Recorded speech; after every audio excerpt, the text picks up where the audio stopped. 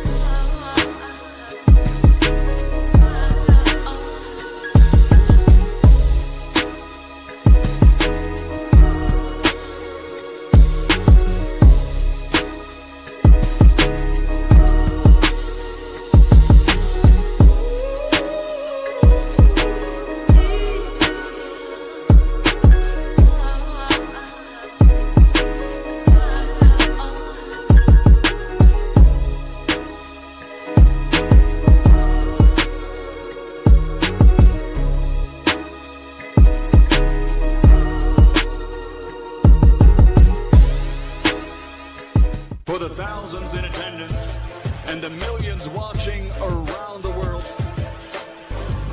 ladies and gentlemen, let's get ready to rumble!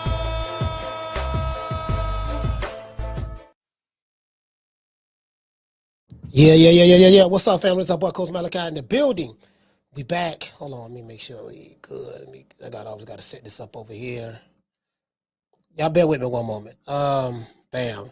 Two Media Podcast. We back up in this BI, man. Happy Tuesday. Two Media Podcast. We back up in here.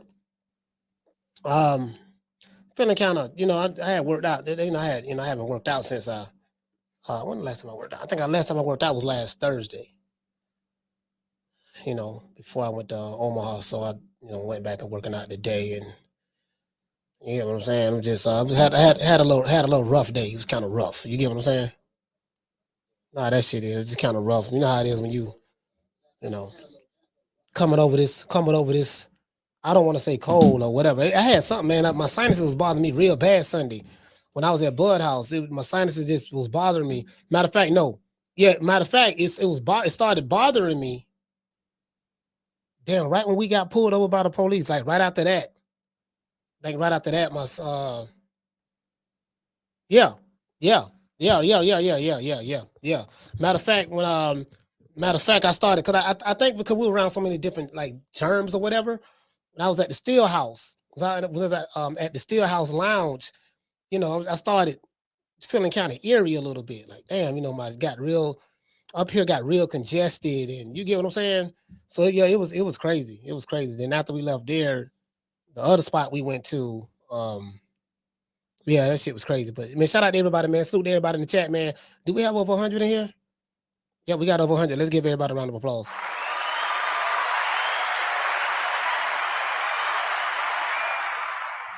I was looking at this video. Somebody sent me, on IG. When a lot of times when I see videos and stuff, and then some of the topics that I talk about, it may be people send me stuff and say, hey, coach, do you want to look at this, man? And maybe you want to check this out or whatever the case may be. What you think about this? And I look at it and check it out and be like, oh, okay. that might be a good topic to talk about, so, that's pretty much how I come up with some of my content, because I think I told you guys, I watch more non-boxing content than boxing content. You get what I'm saying? To be fair. So, I pretty much, this boxing shit is easy, it's not necessarily easy, but it is what it is. Sometimes you get bored with just looking at the same shit, and I'm a very diverse individual, so I could talk about more than one subject matter, and I like talking about more than one subject matter. I don't want to be pigeonholed to boxing. No, you know what I mean. That's why I changed my the name of my title. My show was True Media Podcast, and it don't have boxing in it. It's just True Media Podcast because I just want to talk about more stuff than just boxing. You get what I'm saying? Because I'm looking to diversify my audience, and I'm looking to take things to another level, and I just don't want to be limited to just boxing. You get what I'm saying? So hold on, I'm trying to get to what the hell is going on. Oh, you know what? My bad. It's not private anymore, is it? Okay, cool. My bad. Sorry about that. Yeah, I'm over here tripping, and I'm not even on no weed. I didn't smoke no weed today, so it is what it is. But shout out to Jamie from New York. Shout out to Hollow Davis. Shout out to the lovely Miss Connie. Who else we got in the building? Who was here? Superman flying through to save the day. Shout out to Superman. Tony Montana is here. Shout out to Mr. Tony Montana. Deal 87. Salute, fam. And what I say? Deal say that hat. Oh yeah, fuck your couch. Yeah, nigga, fuck your couch, nigga. Fuck your couch, nigga. Fuck your couch. I used to love the Chappelle show, boy. And listen, anytime Chappelle played Rick James, I used to love that there, boy. I'm Rick James, bitch. You know what I mean? You know what I mean? He said, Charlie Murphy. He said, I'm sorry, Charlie. I'm sorry. The stickies up there, kid. I want to cause a truce. The stickiest of the icky. You want to come over? You want to come over here and smoke with your old boy Rick James? The stickiest of the icky. You want to smoke with the old boy Rick James?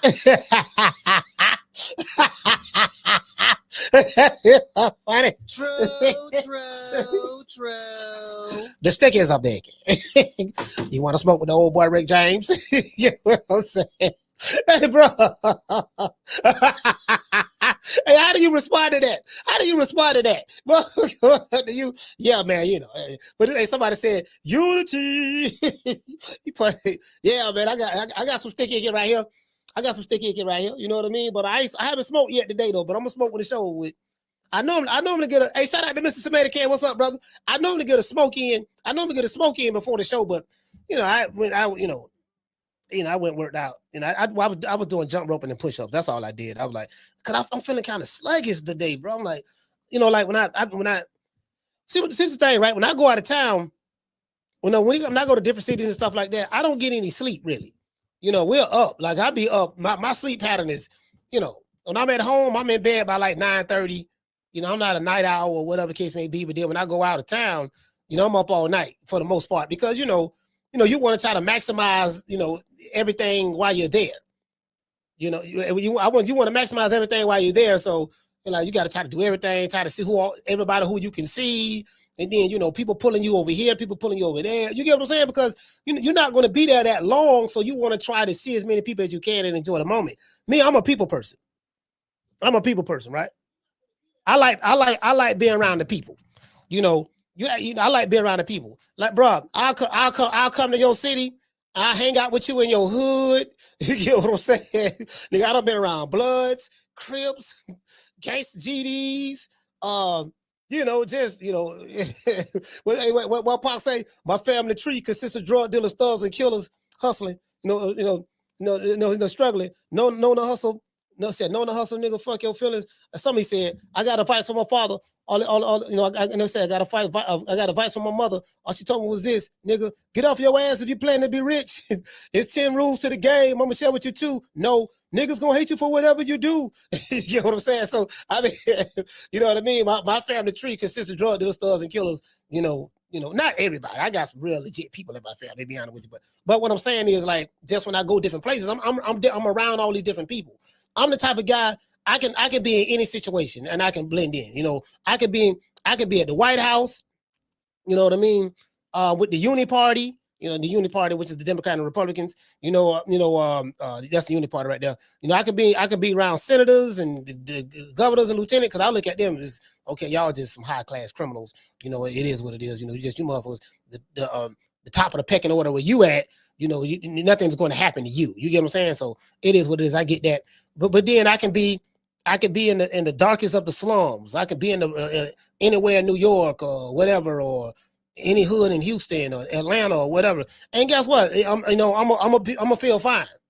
I'm fine anywhere. I'm fine anywhere I go at. I'm gonna say I'm fine anywhere I go at, but it depends. I ain't gonna be fine. I ain't gonna be fine at no NASCAR place. If I go somewhere NASCAR. If I go somewhere like Cracker Country, I'm not gonna say I think I'm gonna be fine there. You get what I'm saying? So you might not see me there. True. Hey, shout out to that 90s chick. I don't know if I'm gonna be fine. You know what I mean? Like cause the thing is, see, this is the problem with me, right? The problem with me is it's very difficult for me to try to contain who I am. I'm a really nice guy. I promise you I'm a nice guy. Real nice guy. But at the same time, there's the other side of that as well, so it is what it is. But shout out to everybody, man. Shout out to everybody. Let's give a shout out. Let's see. Shout out to that 96. Shout out to the one, Mr. Ham. Shout out to Highlight Space. Shout out to Jay. Summer in November. Summer is here. Shout out to Summer. Matter of fact, let me open this one. Open this other window. Yeah, somebody sent me this video, a couple of videos, as a matter of fact. I'm like, oh, okay. All right. I'm like, how about I miss this? Shout out to Hollow Davis. Bruce Gas is in the building. AB in the building. Arnold Brown. AB. Arnold Brown. hey, AB. What's up, fam? Shut that soft ass shit up. And the best man Shut to that win. soft. That's some soft ass shit. Shut that soft ass shit up. All that soft talking. I know you can do it, man. You got to.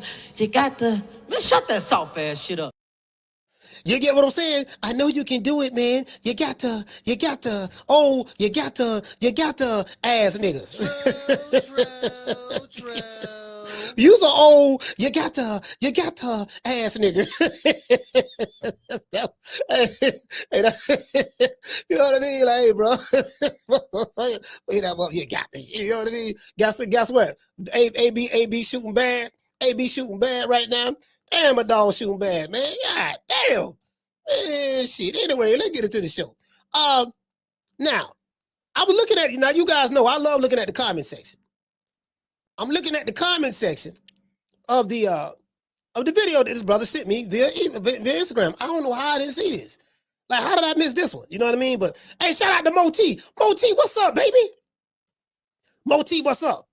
I'm thinking about Moti. I'm gonna have to hire you for security. Listen, Moti. If I ever get big time, I'm telling y'all right now. When I get big time, listen. My security, they got to be 6. And listen, anything. Okay, it got to be 6'3" or taller. You got to be 6'3" or taller now. If you 6'2.5", I might let you slide. But you got to be 6'3", 6'4", 6'5". You know what I mean? 250 plus. I need something like 242. You get what I'm saying?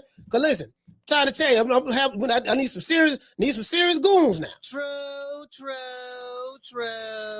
Them big shit, all them big motherfuckers Terence Crawford got around him. I'm like, yeah, that's what I need, some of them. I need some big niggas just like that. You know what I mean? So you feel me? No, that's what I'm talking about. That's what I need right there. So when I get there now, I want y'all to send your applications. Hey, shout out. Hey, when I get there now, I want y'all to send your applications in. You can't be smiling. I don't want no security that's smiling. If you smile, you're fired. Look, dog, I don't want you showing no teeth. I don't know what your teeth look like, dog. No, don't show no. I want no smiling now. I want big, mean, angry. You got to be big. You got to be mean and angry. We don't want none of that. I don't do no smiling now. Nigga, if I catch it smiling, because what they'll do. See, sometimes, the security guard may let his guard down because a fine little honey dip may come up there, right? Because what happened is they'll send a honey dip at you as a distraction. She fine. She a little honey dip right here, boy. God damn, she fine in the motherfucker. And I'm like, dude, you got to stay focused, fam. You got to stay focused. That's it. See, you looking at the honey dip smiling. Somebody don't snuck in. Somebody don't snuck up on us. You get what I'm saying? True. Hey, Tony say, Coach, I'm 6 feet 250 and unfit. Yeah. See, that ain't gonna work, Tony. That ain't gonna work. We need about 3 more inches on you. You got to get about 6'3", and we can get you fit. We can get you fit. Now, what we gonna do? This is what we gonna do. I got some good people. I don't train no more, but I got some good people you can work out with. You know what I mean? Got some good people you can work out with. We're gonna get you in shape. So what we're gonna do? What we're gonna do now? You're gonna have to grow by 3 more inches, and then you want to get in shape. So we probably gonna get you trimmed down about I don't know about what. I can work. We can work with. You say you 250 unfit, so we just gotta get you in shape. That's all. We gonna gotta get you in shape. Hey, Mika say Wilder. Mika say, hey, look at him. Mika say Wilder. Mika say Wilder. Hey, they say he's 6'1". Yeah, see, no, they look here. Don't worry about that, baby boy. Don't worry about that. See, don't worry about that. You know what I mean? What we gonna do now? Listen, listen. When I'm hiring, just send your applications. Hey, somebody say ticket applications. Richard Dimples Fields. He said, it's a deal. Hey, Bruce Guy said, hey, coach, I'm 50 and 0 in the streets. He sound like Bill. Hey, he sound like Bill. Hey, Bill Haney said, yeah, man, because I'm 50 and 0 in the streets. You dig? Hey, Brian Norman say, man, nigga, you talk about that old fictitious ass street record. You know what I mean? I'm talking about a real record. I'm 18 and 11 in the ring, something like that, right? I'm 18 and 11. Whatever the case may be, I got a real record. You talk about that old fictitious. I gotta call my dog B Norman too. There's a couple of people I need to check on. I need to call B Norman. I gotta call Bernard Hackett too. I gotta call them too, man. I fuck with them heavy. I gotta get in contact with them, make sure they're all right. I called Bill a while back, but Bill ain't answer the phone, so I said I ain't gonna call him no more. When he ready to talk, he'll call me. But y'all know Bill be acting funny like that sometimes. Yeah, Bill be acting funny like that sometimes. You get what I'm saying? So you know. Hey, but anyway, let's get to the show. Hey, now the real reason fans think Boots is a hater of Terence Crawford. I looked at the videos, and what did I do? I went straight to the comment section. The comment section tells the story. Okay? Shout out to Miko. Shout out to Harlow Davis. The comment section tells the story. You know, because the comments tell you what the people are thinking in real time. You get what I'm saying? So, you know, a hint to the wise to any content creator, when you're creating content, you always want to get the pulse of the people, you know, and get the pulse of the people. And once you see what they want, and once you see what they're talking about and see what's trending, or like right now, Crawford name is trending, but it's going to die down. You know, like with him, he was the hottest name in boxing right now because after he beat Canelo, he got a huge spike. And then it was coasting. And then right when it looked like it was going to maybe dip down a little bit, then bam, the incident happened when we got pulled in the car. So now it's back on that. You get what I'm saying? So that's pretty much, but you look at just a lot of shit, what's going on and stuff like that. But then you look at the comment section. The comment section gives you your subject matter. The comment section gives, like today's show, I came up with this topic based on the comment section. That's it. All of my titles come from the comment section for the most part. You know what I mean? So anyways, in a recent interview with YSM Sports, Jaron Boots Ennis was asked his thoughts on the Canelo versus Crawford fight. Boots said, and I quote, "I fell asleep and I didn't watch the fight."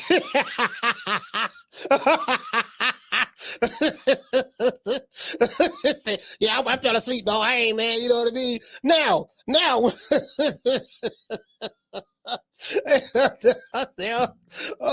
I say this nigga.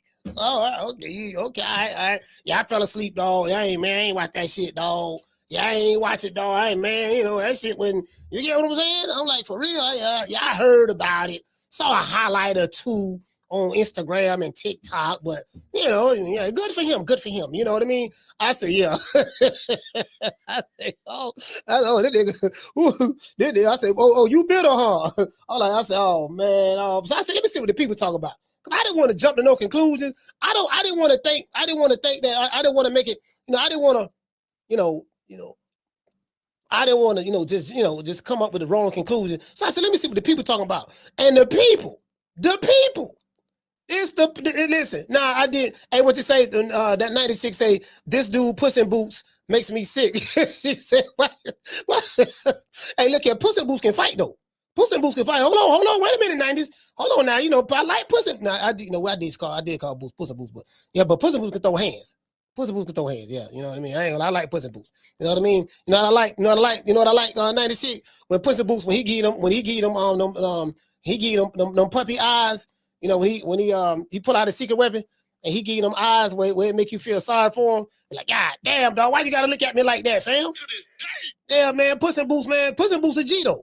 Puss in Boots a G. So, anyways, he said he fell asleep, right? And Boots said, I trained twice that day. I saw some highlights on Instagram, but that's it. We don't believe you. We don't believe you. No. I don't believe that shit. Because I saw a video with Bozy Ennis And Bozy was like, yeah, man, Crawford, that guy, man, like, he was able to do what he wanted to do. And he said, that's why I picked Crawford. I said, Crawford had a chance to really beat him. And I explained why and all that there. Bozy was real excited. You know, Bozy gave it up. You get what I'm saying? Bozy was like, yeah, man, he can do what he want to do now, man. He wanted the top guys. Period. Can't nobody take that away from him. That's what Bozy said. That's what Bozy said. That's what Bozy said. You get what I'm saying? So Boots, I ain't see it, dog. Yeah, I had cataract in one eye, glaucoma in the other eye, dog. You know what I mean? So I was, you feel me? I was like, okay, cool. He said he trained twice that day. He saw some highlights on Instagram. It was, it was a great win for Crawford and good for him. That's what Boots said, right? When asked, was he surprised that Terence Crawford won? Now Boots picked Canelo to win. Then Boots replied by saying, this is boxing. And anything can happen, end quote. Now, you know I'm a body language expert. So, I have a master's degree in reading body language. So, I learned that, I learned that in school, right, back in the day. So I said, then this is what I'm going to do. Let me look at his body language and see, do I see what the people are saying? And the body language tells everything. I said, okay, cool. All right. Now, I'm a body language expert. When like if it's a big trial or if it's a big trial or a big case that need to be solved, you get what I'm saying? Department of Homeland Security hit me up. Hey, coach, I said, yeah, what's up? Yeah, we need you, baby. We trying to crack this case. You know what I mean? I said, I don't really help the police now. I don't help the police now. But I said, but I tell you what, baby, boy, what is it? Yeah, man, gotta help this case, man. We trying to help this really serious, man. It's about case national security. We trying to save people. I said, all right, cool. Now look here now. We trying to figure him out. He don't beat the lie detector test and everything. We don't know. We have a strong feeling it's him. And then I said, okay, we know you're a body language expert, so we just need you to read the body language. Looking at the body language. All right, now his left eyelid jumped 2 times, right? At a 45-degree angle. Every time I asked him that question. And then when he tried to answer the question, this how I know he lying. The right eyelash, one of the lashes on the right eyelash, it starts curling up. It's one eyelash. So every time he tell a lie, the right eyelash close up, and then the left eyelid twitch at a 45-degree angle. They call me true. I'm excellent at reading body language. Facts. You get what I'm saying? The crazy part about Boots' comments is this. Canelo was on record, on video, saying that Boots Ennis reached out to him, called him in order to help him prepare for Crawford. This is what Canelo said. I ain't said, Canelo said it.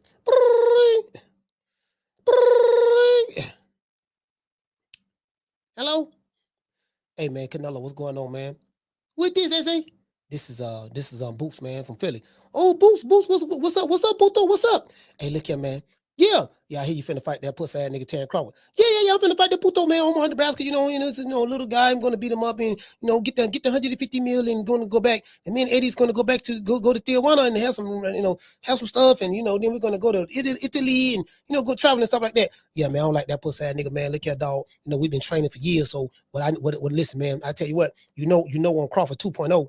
I know all his moves. You get him? So I'm the cheat code. Like, I can switch it like him. I'm taller than him. You know what I mean? I'm more athletic than him. I can do all that shit. So why don't you let me come in camp and train with you, and I can show you all the secrets to whooping this nigga? Because I don't like the nigga anyway. You know what I mean? Yeah, okay, all right, okay, it's cool. Hold on, wait a minute. Hey, Eddie. Yeah, what's up, Canelo? Yeah, man, get the Jaron Boots Ennis on the phone. He said that he wants to help us, get ready for Crawford. He's a switch hitter too, Yeah, that's a good idea. That's a good idea, man. Tell Puto to come in. All right, Puto. I mean, sorry about that, Boots. Yeah, come on in, man. We can use your services. True. And I'm like, how you offer your services? It ain't nothing wrong with that. Boots will do what he want to do. But how you offer your services to help a nigga, and the dude you offered to help still get his ass whooped? You get what I'm saying? He still get his ass whooped. I'm like, well, goddamn, I'm like, okay, what was y'all working on? What was y'all working on?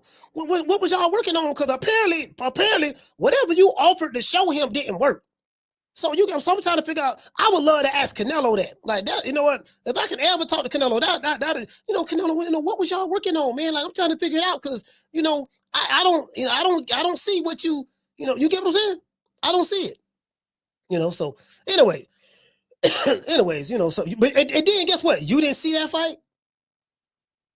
You want me to believe that the guy who you called to offer your services to in order to help him prepare to beat Bud Crawford, you didn't watch the fight to see if the guy who you volunteered your services to, you didn't watch the fight to see the guy who you offered to prepare to beat Crawford. You didn't watch that fight. You wasn't killed. Yeah, you know what I'm saying? I showed him all the moves. I showed him all the moves, dog. So I got to watch this and see if he gonna do any of the things that I showed him in the fight. Don't nobody believe that shit. That's just disingenuous. Nigga lying. True. But I digress. This is what Canelo said. Canelo said this, right? Canelo said, I didn't call him. He called me.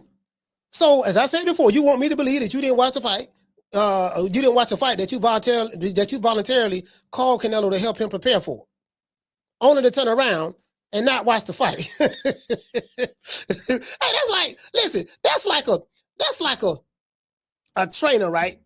Training you, getting you ready. I'm coming in there with you, dog. I'm finna help you get ready. I'm finna help you get ready for the test. I'm finna help you get ready, dog. We got this dude named Usain Bolt, this brother from Jamaica named Usain Bolt. He faster than the mud, but don't worry about it, dog. I'm one of the best trainers in the world. I'm gonna train you. I'm gonna show you the technique that I showed Speedy Gonzalez in the Road Runner. See, how you think Speedy Gonzalez in the Road Runner got so fast? They came to me. I trained and taught them. So I'm gonna show you how to run like a cheetah. I'm gonna show you how to glide like a puma. I'm gonna show you all of that there. The next time you get in there, you're gonna whoop him. And the dude help you train you, and then he don't even watch the fight that he helped you train in. True. You can't make this up. And then even if you didn't watch it live, it's still on Netflix. Your daddy watched it. Greg Hackett watched it. The dude from YSM Media, he watched it. Everybody in your gym watched it. You the only one that didn't watch it. Everybody in Philly watched it. You the only one that didn't watch it. Yeah, dog, you see the fight? No, I ain't see it, dog. I ain't see it, dog. Dog, I ain't see it, dog. I'm Stevie Wonder to this shit, dog. I'm Ray Charles to this shit. You got the right one, baby. I ain't see it, dog. I ain't see it. You do know it. Wallow, Gillian Wallow saw it. Everybody in Philly saw it. Bill Cosby saw it. Meek Mill saw it. All the Philly legends. Everybody in Philly saw it but you. You the only one that didn't see it.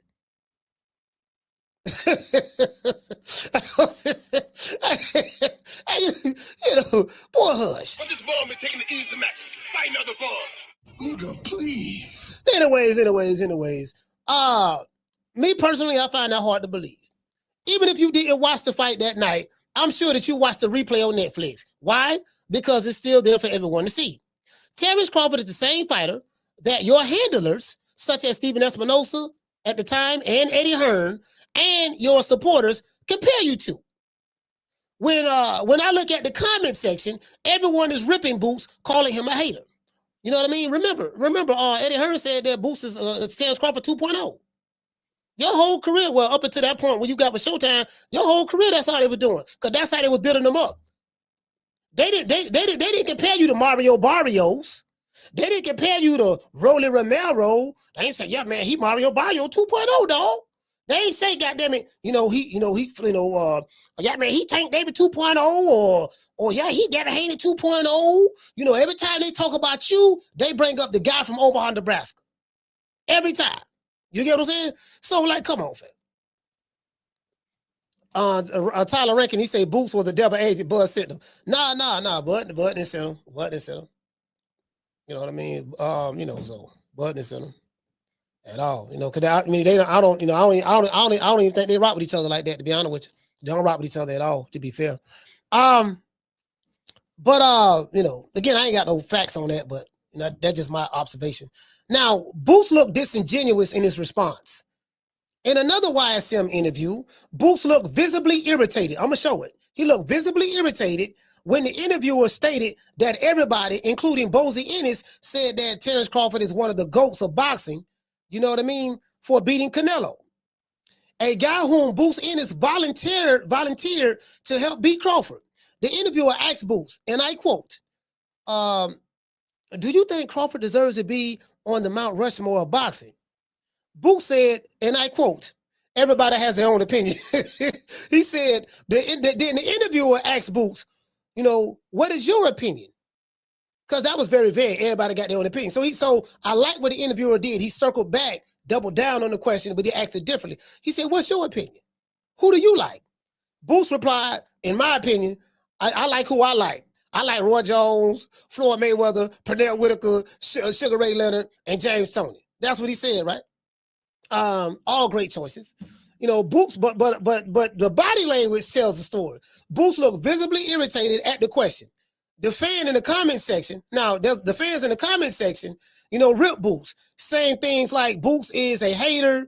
Boots is starting to sound like Tank. Boots didn't like the fact that Bud beat Canelo after Canelo gave him that work in sparring. Stop asking this goofy questions about Crawford. Bro, it's salty. I'm reading the fans' comments. Yo, real talk. We don't need to hear or see homie until he fights somebody. Let him fly under the radar and get his bread, because that's really his goal. His goal isn't to fight the real names. Tank ran that scheme to the ground already. That's what they say. That's what Tank is doing right now. And that's a definitely valid point on that. And Tank let it be known he ain't trying to fight no smoke. Look, man, I'm just trying to get my money and get out of here. I'm looking for all the easy matches. I'm just born with taking the easy matches. Fight another ball. I ain't fighting all these tough ass niggas for what? These dudes ain't doing that. They ain't doing that. You get what I'm saying? So, I respect. That's why I say y'all can hate Tank all you want. You know what I mean? I don't like his fans. Tank, I'm talking about some of them man fans of Tank, like especially some of them man fan YouTube channels of Tank, like them niggas. I don't like them niggas at all. I don't like none of them. I don't. I swear to God, I don't. Anyways, but what I like about Tank tell his man fans, nigga, shut up and be a fan. That's what I like about Tank. Tank tell his man fans, shut up and be a fan. Keep your mouth closed, boy. Guess what? That's what they do too. True. And that's when I realized, I said, you know what? Yeah, Tank. His fans, they like, I'm talking about the YouTube channels, the man fan YouTube channels. I said, yeah, Tank. They like it when Tank talk to him dirty. It's something about when he talk to him and disrespect him, it turn him on. You get what I'm saying? Anyways, so I mean, that's just the way I see it. That's just the way I see it. Boots don't even know how to hate Crawford now. This is the comments that I'm reading. So we're gonna go back and read those comments. Bud made him eat his words, and now he's feeling uncomfortable with questions. I'm reading all comment section right here. One fan said that Boots talks like he lacks confidence. Okay. Question I have for you guys is this: do you think that Boots is a hater of Terence Crawford? Do you believe that Boots is salty about Crawford's success? Me personally, I don't know and don't care. I could just go by my personal observations. I feel that I feel that he feel kind of salty because and I think the reason why, I'm just saying this is my opinion. I don't know the dude. Probably never interview him in life and really don't give a damn, to be fair. I give 25 whats. However, but you constantly being compared to this guy, and you say you've been calling him out since 2018, and you constantly being compared to this guy, but yet you don't have the accolades that this guy have. You haven't done the work that this guy has done in order to get the way he's at. So it's kind of like, damn, and then you training with Canelo, and your whole brand is built upon being a better version of the 5-division world champion, 3-time undisputed champion, 4-time lineal champ. So your whole brand has been built on that. And every time somebody, and then your promoter is building you up by time. He doing the same thing that Steven Espinosa did over that Showtime. Your promoters came out with a video saying, yeah, man, I think Jaron Boots Ennis is Crawford 2.0. Out of all the fighters to pick, why did he pick Crawford to compare you to? He didn't compare you to Mario Barrios. He didn't compare you to Jamel Charlo. He didn't compare you to doggone Erickson Lubin. He didn't compare you to Demetrius Andrade. He didn't compare you to doggone Devin Haney. He didn't compare you to any of them. He picked the nigga from Omaha. Then I heard he was Sean Porter. I think it was Sean Porter. Sean Porter said, yeah, man, he Roy Jones 2.0. I don't see Roy nor Jones in there. You get what I'm saying? I've seen Roy a couple of times. I met him like 3 times, and I never had a conversation with him. And Roy Jones, one of my favorite fighters, coming out of Florida. But that just go to show you how I am. Like, I saw the brother. I'm like, this is a Florida boy. I was a big fan of Roy Jones, but I never said a word to him. No, that's not true. I spoke to him at Pro Box event. Y'all know they have Pro Box come to Plant City, which is not too far from my city where I'm at. It's in Hillsborough County. I saw him at Pro Box. I spoke to him at Pro Box, but it wasn't like we didn't take no pictures and nothing together, or I had a conversation with him. Like with Andre Ward, I had a conversation with Ward.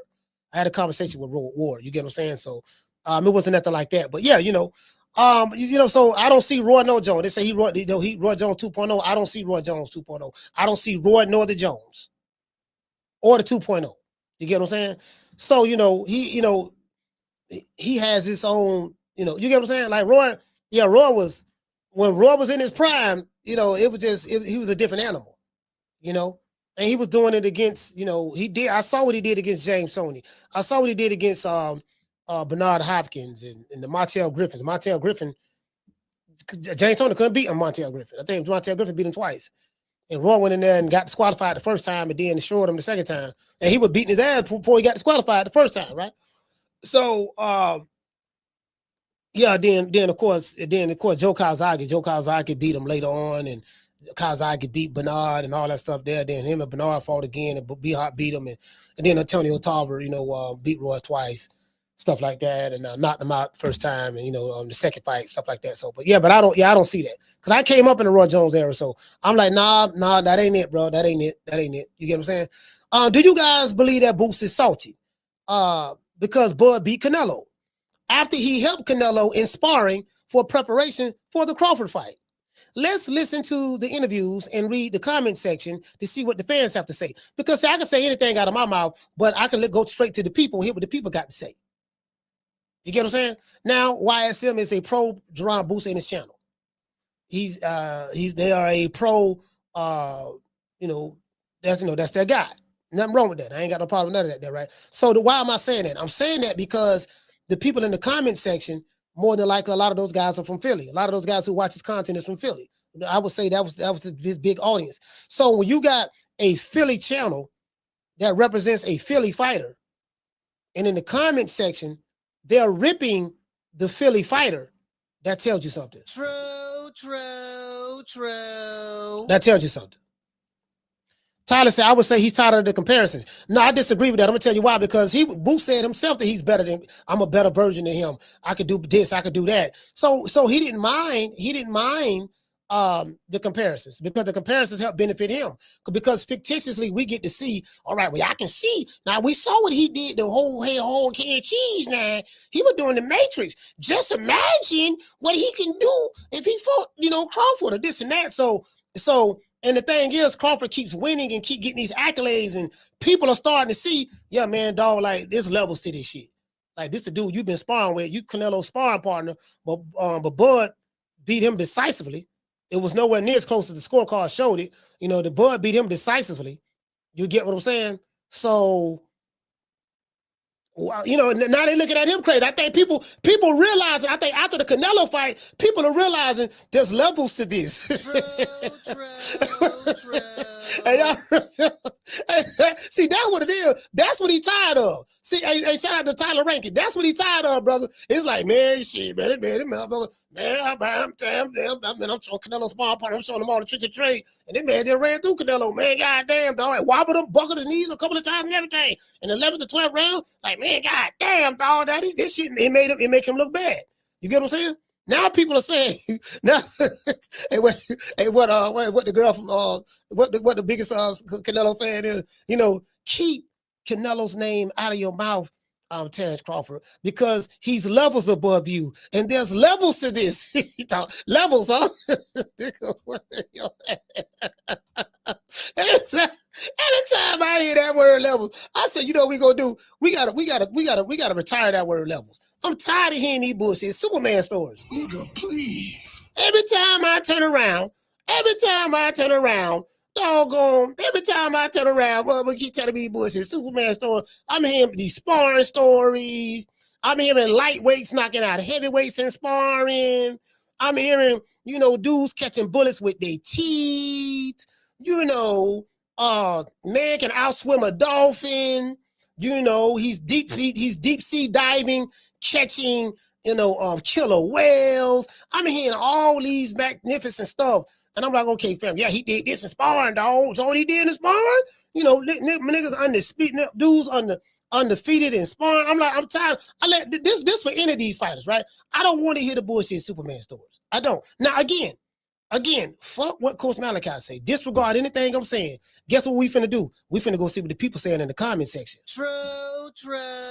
So I don't want nobody running up on me, trying to talk that flam to me. No, go in the comment section and have a digital shootout with those in the YSM comment section under his video. Them the ones you need to be going to war with. Don't come at me.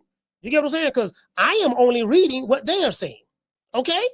Now, let's listen to the interviews and read the comment section. Today's show was sponsored by Foster's Barbershop. If you're in the city of Tampa, download the app Booksy. That's BOOKSY.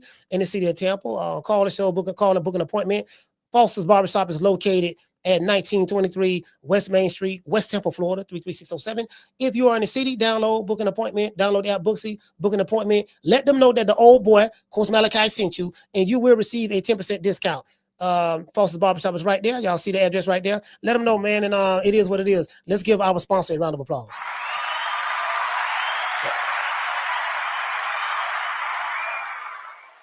Yeah, man, you know, it is what it is. So, you know, that's one thing about me now. Forget that. I'm going to go with, who am I to argue with the people? Because I'm a people person. I ride with the people. You get what I'm saying? So if there's an overall consensus and that's how the people feel, who am I to tell the people? Shout out to Falcon. Shout out to Tila. Shout out to Miss Connie. Who am I to, shout out to Trey. Who am I to tell the people that they're wrong? That's how the people feel, baby boy. That's how the people feel. You dig? Shout out to the face box. Hey. Yeah. Oh, that look good.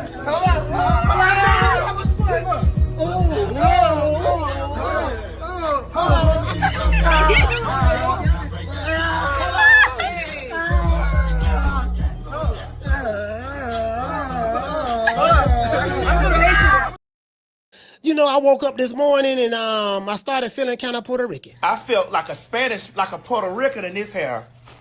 I felt Puerto Rican. Y'all know I loves me some Puerto Rican. I felt Puerto Rican in this. Rican. You get what I'm saying? Shout out to Deontay Wilder. Don't ever forget, when I found you, you was strung out on coke. When I found you, you was like a big house, contemplating about killing yourself. So don't you ever forget who brought you to Big Time Box. I drugged you back. I brought you back. I provided food and put food on your table for your family to eat. And I'm doing it for the second time. So don't you ever forget that. You get what I'm saying? I'm just saying, I'm feeling like, listen, I'm hearing all these bullshit Superman stories, niggas catching bullets with their teeth. I am sick of hearing these bullshit Superman stories about the Wassa legendary Bruce Leroy catching bullets with his teeth. Catches bullets with his teeth. Nigga, please. They'll say, I am sick of hearing these bullshit Superman stories about the Wassa legendary Bruce Leroy catching bullets with his teeth.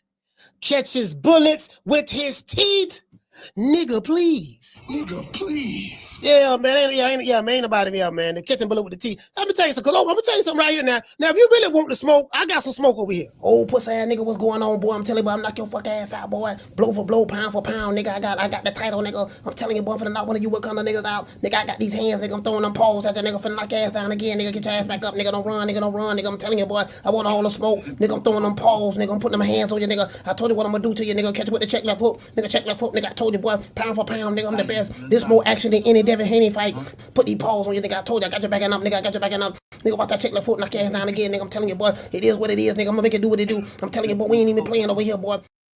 Hey, look, I got some, I got somebody for Bud right there. You know what I mean? Like, yeah, he might be 42. No, he could be 42-1. He come over here, Nick Sack Promotion. Come over to Nick Sack Promotion. I'm gonna tell Omaha right now. Telling y'all right now, I got somebody. If you come over here, Bud, come over here to Nick Sack Promotions. I got somebody for him. I'm telling you, boy, I got somebody for him. You know what I mean? We want all the smoke. Nick Sack Promotions. You know, he get in there. You know, Hippity deserves a shot at the title. Hippity deserves a shot at the titles. You get what I'm saying? He earned that right to get there. You know what I mean? It's his turn. It's Hippity turn now. Get out while you can. Don't get a sucker no statue. Give him guts. You know what now? They gave Crawford the key to the city. Is that the, again, they did the same thing for Edgar Berlanga. The Puerto Rican assassin. Hey, the Puerto Rican assassin. Yeah, listen, Edgar Berlanga got the key to the city. They threw the Puerto Rico through a parade for him. Okay, so all right. Let's see. I met the mayor. I met the mayor at Omaha. Met the mayor. Met the governor. Omaha. Okay, I think that was the governor. Let's see. I was participating in a real parade. A whole lot of people was there. All right. They had an after party. Okay, all right. We got pulled by the police. That is true. But then, then the after hour spot, this and that. So I said, I saw the key and everything. So I'm like, okay. Why did New York give Edgar Berlanga the key to the city? That's what I'm trying to figure out. Okay, you got the key for what again? I went 12 rounds with Canelo. Hey, how you get a key to the city just for going? Okay, Crawford went 12 rounds with Canelo. You see what I'm saying? He got the key to the city. Yeah, but he got the key to the city because he won, fam. You don't get no key for losing. Fam. Like, you threw yourself a parade. The man threw himself a parade, fam. Like, how do you get over that? The man threw himself a parade. You get what I'm saying? All praises due to Mr. Al Heyman. Well, I guess I gotta be like everybody else and sing Al Heyman. I can quit my job now, baby. 6 figures, baby. You feel me? But a name. Do you have a name? Oh, nah, I ain't got no name, Name them names, man. They know who they is. Name them names, please. Them names need to be named. They know who they is. The Mexican monster. Yeah, man, we got to name the names, man. We got to name the names, and we feeling Puerto Rican. I felt like a Puerto Rican in this hair. I felt Puerto Rican. Y'all know I loves me some Puerto Rican. I felt Puerto Rican in this. Rican. All right, now Exhibit A, we're going to look at one of the hardest working men on YouTube. I know you guys love this guy very much. Blue Blood Sports TV. All right, let's go over here. Damn. Okay, so Blue says, damn, alert. Boxing alert. Crawford and Canelo fans blasting and destroying Jaron Ennis. Ennis need to redeem himself. So what Blue say? I was like, okay, let's see what Blue talking about. So I had to skip like the first 2 minutes. Cause Blue gonna do the introduction. He gonna tell you the arm length, the measurements, how tall he is, and what his baby mama look like, his cousin knock needed, the measurements of his kneecaps, all that stuff there, right? I like Blue. God, Blue, look. Just get to the point. All I'm saying is, 3 minutes in, we 3 minutes in, fam, and you still ain't. The video 9 minutes long. We don't. A third of it is gone already. Just so you get what I'm saying. So anyway, yeah. Hey, shout out to Blue. Blue, I ain't gonna lie. Blue funny the motherfucker to me. He funny. I ain't gonna lie. Let's see. All right. Okay. This is what the people talking. Let's see what the people talking about. So that's the video. The people say right here. This dude say bro. That dude is low key hater. Blue, stop it. He always talking about he ain't watching Crawford fights. He said the same thing about Marjamal. Meanwhile, he was at the fight. He said we seen Crawford walk past him, and he said, I thought you weren't going to watch the fight. Shaking my head. It's clear that he's hating on the man. All right. This guy, right, and then he said what's crazy is Bozy Ennis gives Bud his props because he knows. Now his dad do give him props. Facts. This guy says Boots got the Tank Davis syndrome. Don't want to be tested. Fight no stiff competition. Going to waste his talent because he's scared to lose. Build a career off of fighting nobodies. Now, again, as I said before, if you are a Jaron Boots Ennis fan watching this show, do not attack Coach Malachi. You know what I mean? Go to Blue Blood Sports TV channel and have a digital shootout with those guys in the content and with those guys in the comment section because they are the ones that's ripping your boy, not me. Okay. Now y'all might be mad that I'm showing it. Yeah, dog. Why you got to show it, dog? See, this we don't like about you. I'm like, that's like a dude swinging on you, and instead of you hitting the guy back that hit you, you want to go fight somebody else who ain't got nothing to do with it. True. Every time he hit me, dog, I'm gonna hit you. Like, man, what you want to hit me? Dude over there, like, man, what you want to hit me for? I ain't did nothing to it. Man, fuck that. You the easier target. Every time they attack me, I'm gonna come hit you. Why do you want to fight them who fight you? And I can't do that. I will get to the super chats. I will with the super chats. This guy said, we know he hate Crawford shining. We want that attention. He want that attention. Crawford making history and beat the guys he went to go help and made it look easy. Boots is a salty hater. This is what the people are saying. This guy said Crawford making history and he beat the guy who Boots volunteered to go help. That's what the people saying. So y'all go to Blue Blood Sports TV video and go attack these people here. This guy say Cap Boots is a he say Cap Boots is a hater because in this video Blue was trying to take up for Boots. Blue was taking up for Boots, but everybody in the comment section is going off on Blue Blood talking about some you ain't no need to trying to take up for him. The man hating. Blue trying to be politically correct, and I get that. This guy say Ennis is no Terence Boyd Crawford, and that bothers him and his fans who have supported his very protected career. That's what the people say. This the Mr. C. You know what I mean? So he said, yeah, he ain't no Terence Crawford. That is true now. And Bomac said that. I remember before the Canelo fight when they dropped y'all remember they dropped the videos. Man, I had whole biz. Yeah, man, Jaron Boots Ennis, boy. Canelo got Jaron Boots Ennis in camp. Now goddamn it, Boots is better than Crawford. He's the better version. I said, no, he the T-move version of Crawford. No, you got you got Bruce Lee, and then you got Jackie Chan. I like Jackie Chan. Jackie Chan is real good. I heard he's real good martial artist. But you got Bruce Lee, and then you got Bruce Leroy. you got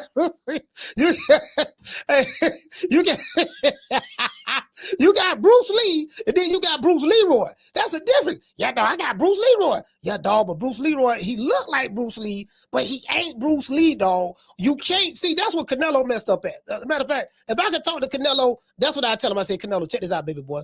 You can't get Bruce Leroy. Bruce Leroy cannot mimic Bruce Lee. You get what I'm saying? Yeah, no, you don't understand. You don't understand, puto. Bruce Leroy, all of you guys are the same. Man, say, trying to tell you, all you guys are the same. We're going to get him in. Going to show me all of the secrets. I said, Canelo, look here, baby boy. Look, I know you want to see, but this the T-move version. He ain't the real version, dog. What you got to do? You get what I'm saying? This ain't going to work. No, shut up, puto. Get out of here. Get out of here. I'm like, so I had to leave and shit. I was trying to tell him he didn't want to listen. True. The man ain't want to listen. Anyways, this guy say Boots haven't beaten anyone. This guy say, Blue, you can't say that, man. Stop it.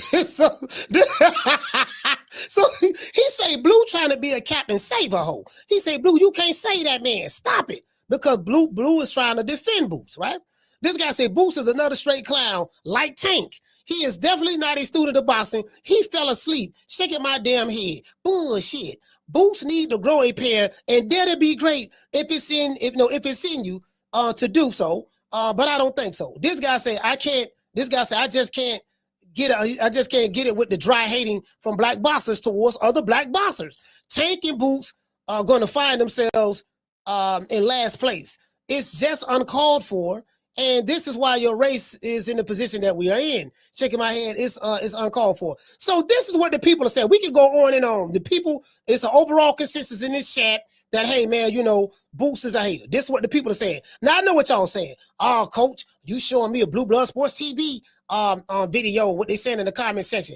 Go to a Pro Philly comment section. Surely the Pro Philadelphia, Pro Boots Ennis YouTube channel, where those people over there are going to be saying something total the opposite of what people saying in the Blue Blood chat. That's what you're saying, right? Okay. All right, I know. I already know. One thing I know y'all now. I know y'all. I know my audience. Okay, cool. So, no, I ain't gonna show that one last. I'm gonna show that one that last. I ain't gonna show that, but that shit was funny to the motherfucker. I ain't gonna lie to see that look. Hold on. so let's go right here. All right, let's look at this one. And look at this one.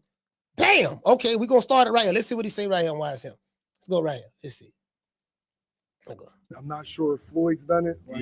I feel like this is a once in a lifetime. Fighters gonna be in there. You got Jesse Hart and Khalil Coe. I do not own the rights to this materials for education purposes only. My fighter Dennis Thompson. Tamir Small. I'm tripping. Yeah. The whole team gonna be there. So yeah, come on out, come support us, and enjoy a little 10-15 minute workout. For everybody watching, how often do you get to see a future Hall of Famer? I don't know. I don't know why. This is something that Brian Norman pointed out to me. He said he always got that little kiddish, nervous laugh, like all the time. Yeah, I remember y'all when I had Brian Norman on here. He was saying that. I didn't really recognize it, but now I see it now. Like actually work out. Like I think Ali's done it. You don't really get to see many. Just our workouts and different things we do, and just show up, have a good time, come learn something. Saturday, 1 p.m. to 3 p.m. Ralph Brooks Park, right? What? Canelo Alvarez, Terence Crawford ask you. Hold on, say this. No, hold on. I'm gonna break this down. Because I have a master's degree in body language. I have a master's degree in voice pattern speech, recognition, all of that. So y'all got to trust me on this here. I ain't got no real paper to back up anything I'm saying, but just take my word on it. To this day. You get what I'm saying? So he said, are you ready? It's like he preparing him for something. He preparing him for something because he know this is an uncomfortable situation. This is an uncomfortable question that he know that the person he's interviewing don't want to know. I'm gonna give you guys a little secret. Like when reporters or content creators or whatever do interviews, you pretty much know. Well, if you, especially if you got a relationship with that individual, you got a strong relationship with that individual, and you talk. It's a lot of things that y'all may talk about off camera that people don't know on camera. So it may be, it's certain questions that it depends on who you talk to. Like if I talk to Bill Haney, Bill, like you can ask me whatever you want to ask me. Bill gonna ask a tough question. You can ask him a tough question or whatever. Now, whether he gonna answer it or not is a whole nother ball game. Brian Norman Sr., you can ask him whatever you want to ask him. Bernard Hackett, you can ask him whatever you want to ask him. Jaleel Hackett, same thing. But then some fighters, it'd be like, they'd be real guarded. Like, like someone like a Devin Haney, he will probably go on a platform that's going to be more favorable to him. And okay, listen. So this what goes on sometimes. All right, listen. These are the approved questions that you can ask me. Don't ask me anything about hog head cheese. Don't ask me about Pork Chop Willie. Don't ask me about Crawford. I don't like him. Don't ask me about Shawty Big Nuts. Don't ask me about Boots. Don't ask me about Tank Davis. Don't ask me about Shakur. You know what I mean? You know what I mean? Like if you interviewing Tank, he don't want nobody asking about Shakur. I'm pretty sure of that. Because the people who asking the questions, they know, okay, this guy don't like them. So, or somebody like an Ellie sucker nigga nutsack, when he get around someone like a Tank, he gonna stroke him. He gonna make him feel good.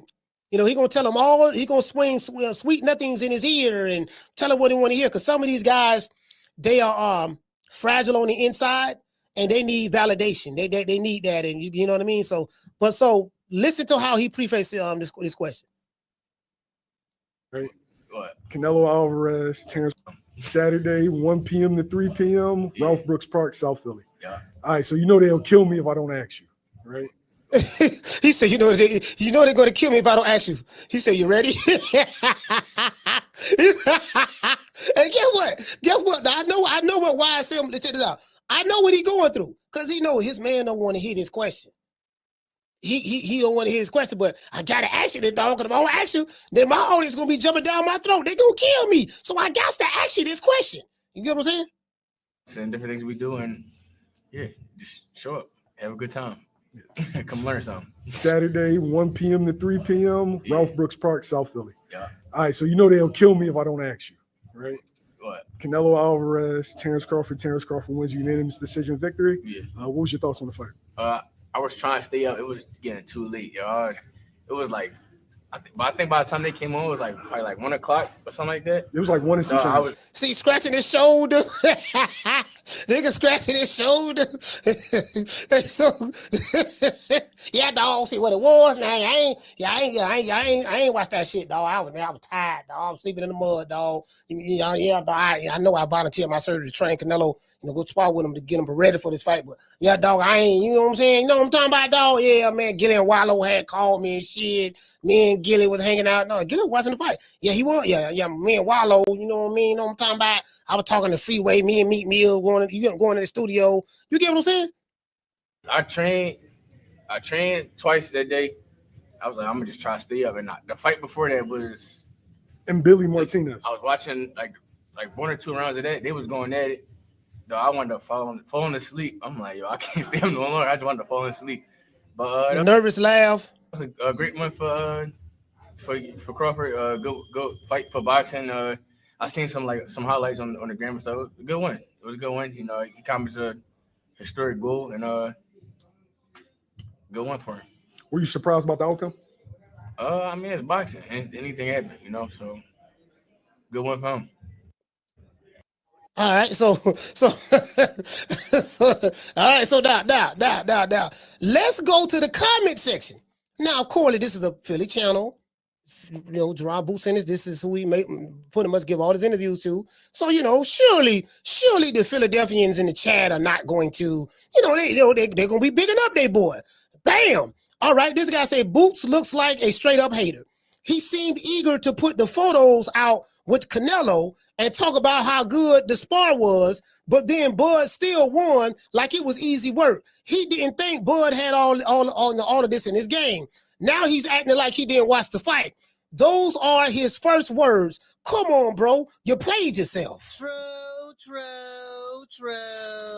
This is what the people are saying on YSM channel. Let's continue. This guy say, why Boots acting like that? He know damn well he watched the fight. This guy said, Boots, congratulations, Crawford. I'm so happy for you. Oh, okay, all right. This guy say, so you helped Canelo prepare for Bud, but didn't watch the results of your work. Cap, I totally agree with that. True. How do you help Canelo prepare to beat Bud, but then you don't watch the results of your work? That don't make no sense.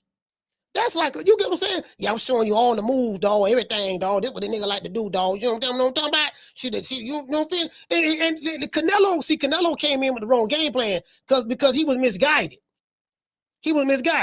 So anyway, all right, let's go. Let's continue to go. This guy hit the nail right on the head. He say, so you helped Canelo prepare for Bud, but didn't watch the results of your work? Cap, listen to the people saying right here. This guy say crazy, right? He say, and he called him up. Yeah, you called the man up. Don't worry about it, baby boy. I got you. I'm finna show you how to whoop that nigga, dog. That country ass nigga won't want the battle. I'm finna show you how to whoop him. I'm telling you, the man ain't all that. He ain't fought nobody. He chinny. He old. He coming off knee surgery, and he's inactive. You can take him. True. This what the people saying in the chat, not me. This guy saying he's a hater. This guy say sound like he went for Canelo. It's boxing. This dude say bro helped Canelo get his ass whipped. This guy say true Bud envy to his highest peak. This guy say LOL, this Bud's son. All right. This guy say I hate a political ass answer. I want the real shit. This guy say Boots hating. YSM stop interviewing with this kid gloves gang. You know damn well Boots watched the fight and you ain't give him no pushback. Yeah. This guy say Boots doesn't like Bud because he's jealous. It's no secret. Now the title of my show come from the comment section. I'm telling y'all, most shows that I make up come from the comment section. Except yesterday's show didn't, but most shows come up from the comment section. So now y'all know why I got the title of my show from.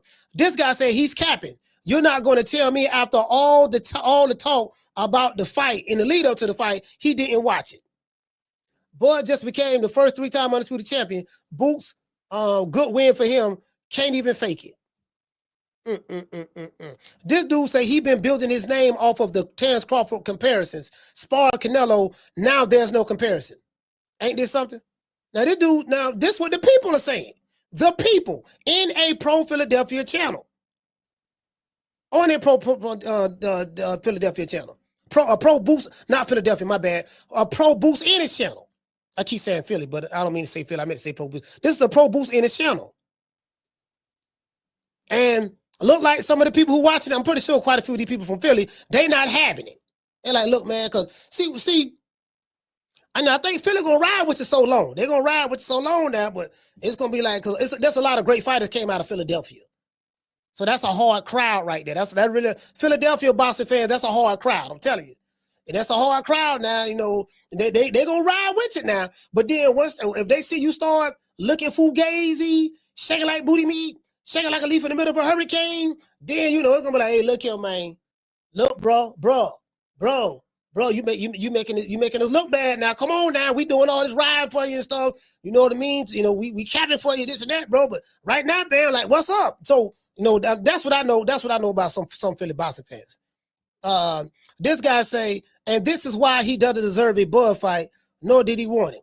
This guy say, Yeah, don't watch no fights just to prove a point. Meanwhile, keep doing tune-up fights. Jaron tune-up Ennis.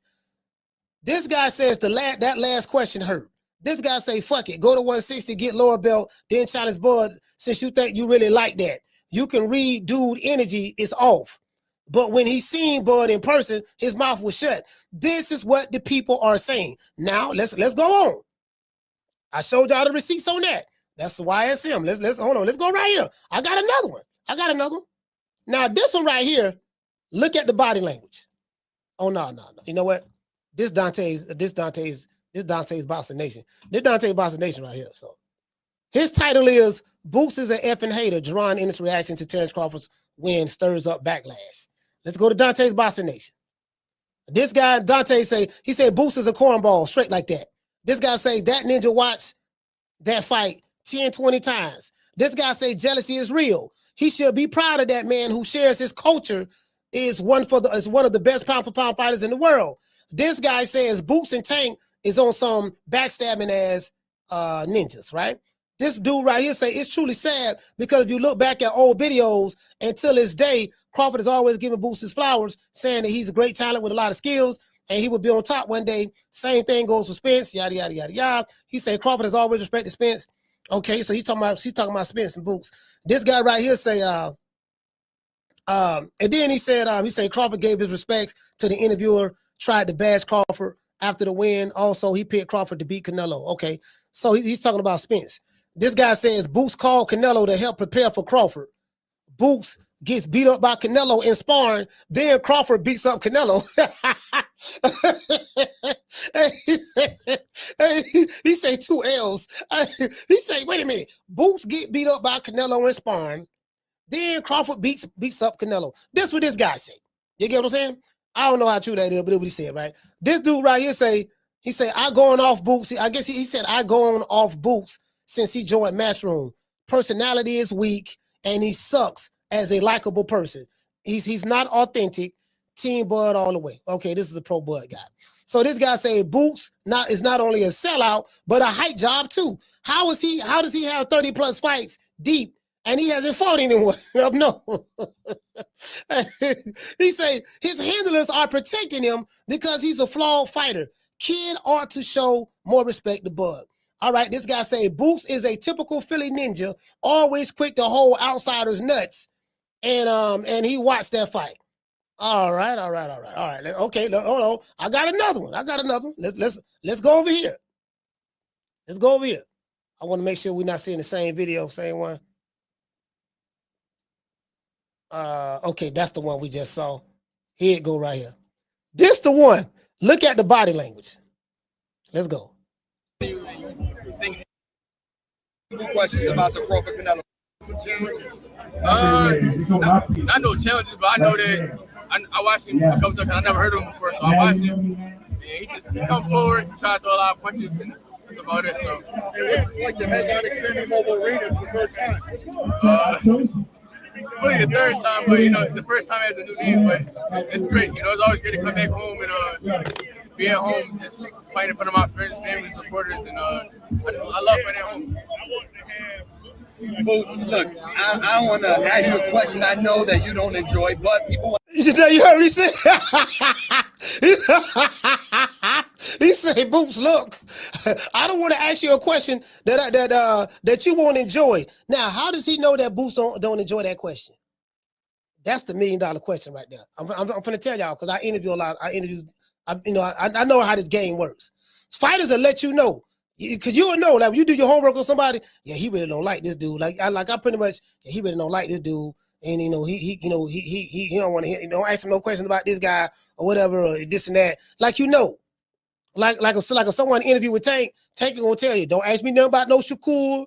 Don't ask me nothing. That's why when people bring up Shakur or Haney or T.O. or whoever to Tank, he automatically catches the attitude and get offended. You see his response. Do you get what I'm saying? So the interviewer already knows ahead of time, and maybe the dude from YSM told him, yeah, man, look, dog, he don't like these questions, man, but I'd be uncomfortable asking him, but maybe you can ask him. Ticket, you sneak it in. So I just want to give it some context. Let's go. Family, supporters, and I love fighting at home. Look, I want to ask you a question I know that you don't enjoy, but people want to hear your opinion. I heard what you said already. You didn't watch the fight. So I got 3 simple questions about the Crawford Canelo fight. Hey, look at the body language. Were you surprised by the outcome? It's boxing, you know. They happy. No doubt.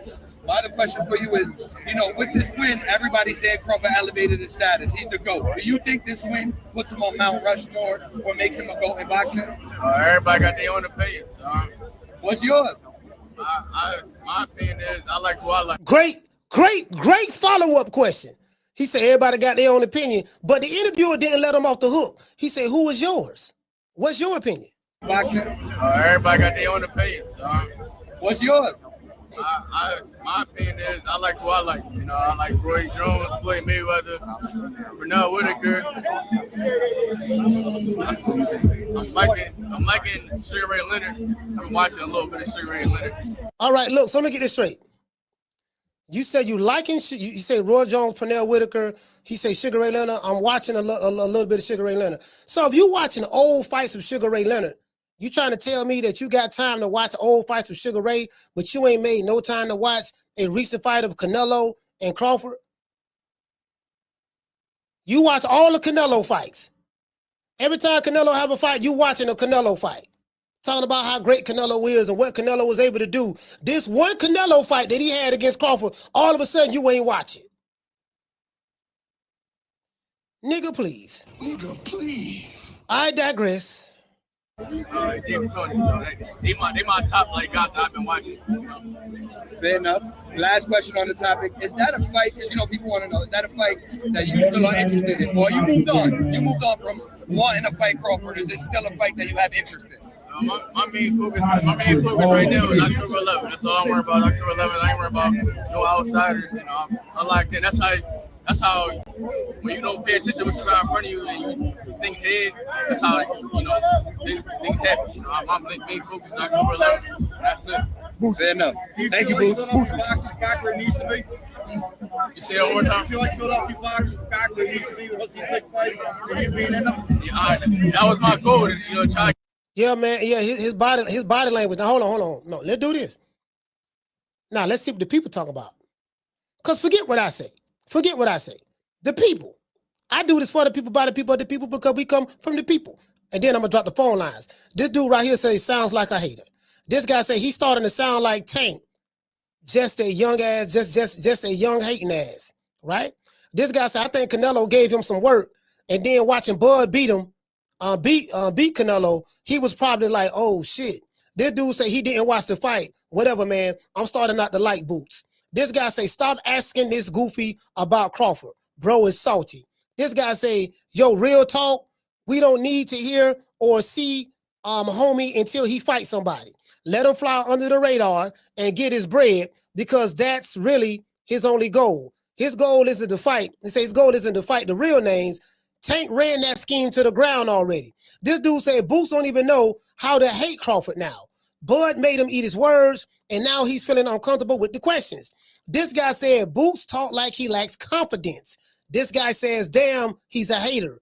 This dude says Boots ain't shit, but an overhyped sparring partner. This guy says Ennis is a hater. Not gonna lie, he wanted Bud to lose so bad. This guy says, I remember when Bud called that man on the phone and he started stuttering. This guy said that he's talking about on the Gilly and Wallow show. Bud didn't call him. That was Gilly, the kid called him. He said he didn't watch the fight. Unbelievable. That says a lot. Now, this how I know he was lying. And this dude right here said it's boxing. Dude is so triggered. How you watching old Sugar Ray Leonard fights? And you not, I've been watching a lot of old Sugar Ray Leonard fights, but you are one of Canelo's biggest fans, and you his sparring partner, and your family, your brothers have been your family got a good relationship with him, but you ain't watched Canelo last fight. Yeah, I was watching Sugar Ray dog back in '82, 79. You know what I mean? He fought Wilfred Benitez. Yeah, I was watching all that there, dog. When he fought Hearn in '81 and all that, I was watching that, dog. I ain't really had no time to. You see what I'm saying? I watched all the Canelo fights, but this last Canelo fight, I didn't get a chance to watch. So you get me? So I just been busy, dog. You know, you feel me? So that's why people saying what they saying in the chat. Let me read the super chats and the phone lines will be dropped. Shout out to Mr. T. Hey, okay. I'm dropping that quarter of a dub. He said that man all but begged to be a part of the training camp. but didn't watch the fight. He said Crocs Ennis didn't get the piggyback victory he was hoping for. Okay. Shout out to Mr. Blastic. He said not Roy Jones. He said not Roy nor Jones. He said not Roy nor Jones. At least give him Leroy Jones. Okay. All right. Okay. Yeah, not Roy nor Jones. I don't see none of that. Shout out to Gavin. Dropping that quarter of a dub. He said Boots was jumping up and down at the TV yelling, damn. Do the move I showed you, Nello. He said he was yelling at the TV. Dog, I ain't show you. Dog, you did it wrong. Dog, listen. Here you go.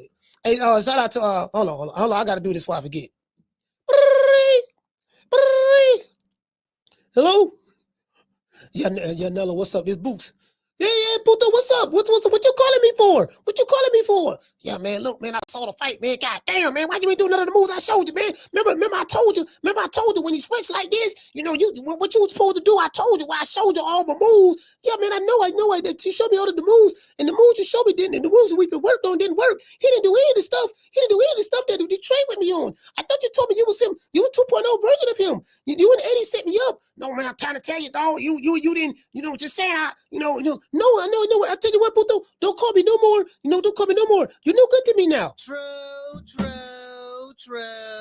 Canelo, man. El Chapo, man. You get what I'm saying? I'm like, Canelo, I know Canelo probably like, yeah, man, I got this motherfucker kind of calling me and shit, man. Threw me off my game. I would bet I was just doing the stuff I've been. I would bet I was just doing the stuff I've been doing. Oh, shout out to Dante Comedy. Okay. Dropping that. Damn, dub on your boy. Hey, Leroy. Super chat received. Playtime's over, boy. He said, Boots reminds me of the man who shot Malcolm X at the podium. I supported his fight. No more, coach. True champions in our communities don't behave like Boots. They stand tall with integrity and purpose. You are my real brother. Okay. Shout out to salute to Dante. Shout out to Mr. Tomato Can. That's my main man right here, man. Dropping that quarter of a dub on your boy. He said my boy Jamie from New York was the first one in line for Puerto Rico for the Puerto Rican assassin. Hey, Puerto Rican. Hey, you know what? Hey, Mr. Tomato Can. I got something for Jamie. Shout out to Jamal. Dropping that $2 super chat. He said Canelo mad as hell that he sparred the Timu Bud. Hey, check this out. I'm feeling kind of Puerto Rican today. I felt like a Puerto Rican in this hair. I felt Puerto Rican. Y'all know I love me some Puerto Rican. I felt Puerto Rican in this. Rican. Now, this is what this guy says right here. I want y'all to pay attention to this comment. He said, Boots makes me sick. He acts like a little kid, letting these guys overlook him. He's timid. Bomac said he don't want nothing. Okay, so this guy said he looked timid. And when he answers questions, he does look timid. Like you can tell he's uncomfortable in front of the camera. He has that kiddish little laugh, like when people do that, they're nervous. He had the kiddish little laugh and stuff like that, and it's kind of like, but that's what the people are saying in the comment section. I'm finna drop the phone lines. Y'all call the show and let me y'all tell me. I showed y'all 4 different comment sections. I showed you Dante's Boxing Nation. I showed you Blue Blood Sports TV, and I showed you 2 YSM interviews with Jaron Boots Ennis. And you know YSM is a pro Boots guy, and there's nothing wrong with that. There's nothing wrong with him supporting this guy because I support Bud, so ain't nothing wrong with that. But at the same time, this is what it is. So it is what it is, and I just got surprised at the comments, because I ain't gonna lie, I was, I probably kind of can maybe see from Blue Blood chat, but I was really surprised at the YSM comment section. So I think the people are feeling some type of way. Let me go ready. Let's hit everybody with the Huggy Bell who gave a super chat, and then I'm gonna drop the phone line. Down from the bar, there's a platform stage. People pimping, sharp as razor blades. All right, hold on. Look like we got a cash app, y'all. Hey man, listen, man. Shout out to Lewis. Got a cash app. We have a sponsor. Today's show is sponsored by Mr. Lewis. For dropping that, bam, hundo on your boy. Super chat received. Playtime's over. He said, Coach, thanks for responding to my text. I do reply back to text messages. If you send me a text message, I will reply back. If you send me an email, if I see it, I will reply back. Just be patient with me now, because I get a lot of text messages and I get a lot of emails all the time. You know what I mean? So I want y'all to be patient with me. You know, I try to do my best. I try to do my best now. Then sometimes I reply to comments and stuff like that. And I be multitasking like a mug. You know, you dig? So Down from the bar, there's a platform stage. People pimping, sharp as razor blades. Hey man, phone lines. You want to talk some shit? Call me. Start some shit, bitch. Sup, fool? You gonna talk shit about me, homie? Where you from? Hundreds of niggas is waiting for your motherfucking call, and they all talking shit about you right now. Call the coach at 530-494-9636. We waiting on your bitch ass. Yeah, man. I ain't gonna lie. I was shocked about that, the comment section. Somebody sent me that video. I really appreciate it. Sent me that one. I saw the blue one already. I hadn't saw the blue already, but they specifically sent me the YSM. And to me, I always go to the comment section, because the comment section tells the story. You get what I'm saying? I'm just saying, for me, the comment section tells the story. The comment section is the meat and potatoes of content. When you're creating content, if you stuck on what to talk about, if it's a subject matter that you're interested in, and you stuck or you don't know what to talk about, go to the comment section. I promise you, you'll find, you'll come up with the topic or an idea. Let's see what the people talking about over here. And let me pull y'all up. Hold on. Mrs. American, you talking about Jamie? Yeah, we feeling kind of Puerto Rican, man. Feeling Puerto Rican.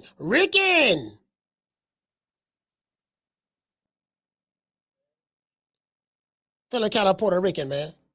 Who feeling Puerto Rican? I'll call it. What's your name? You call it from? Coach, is Ron from Duval.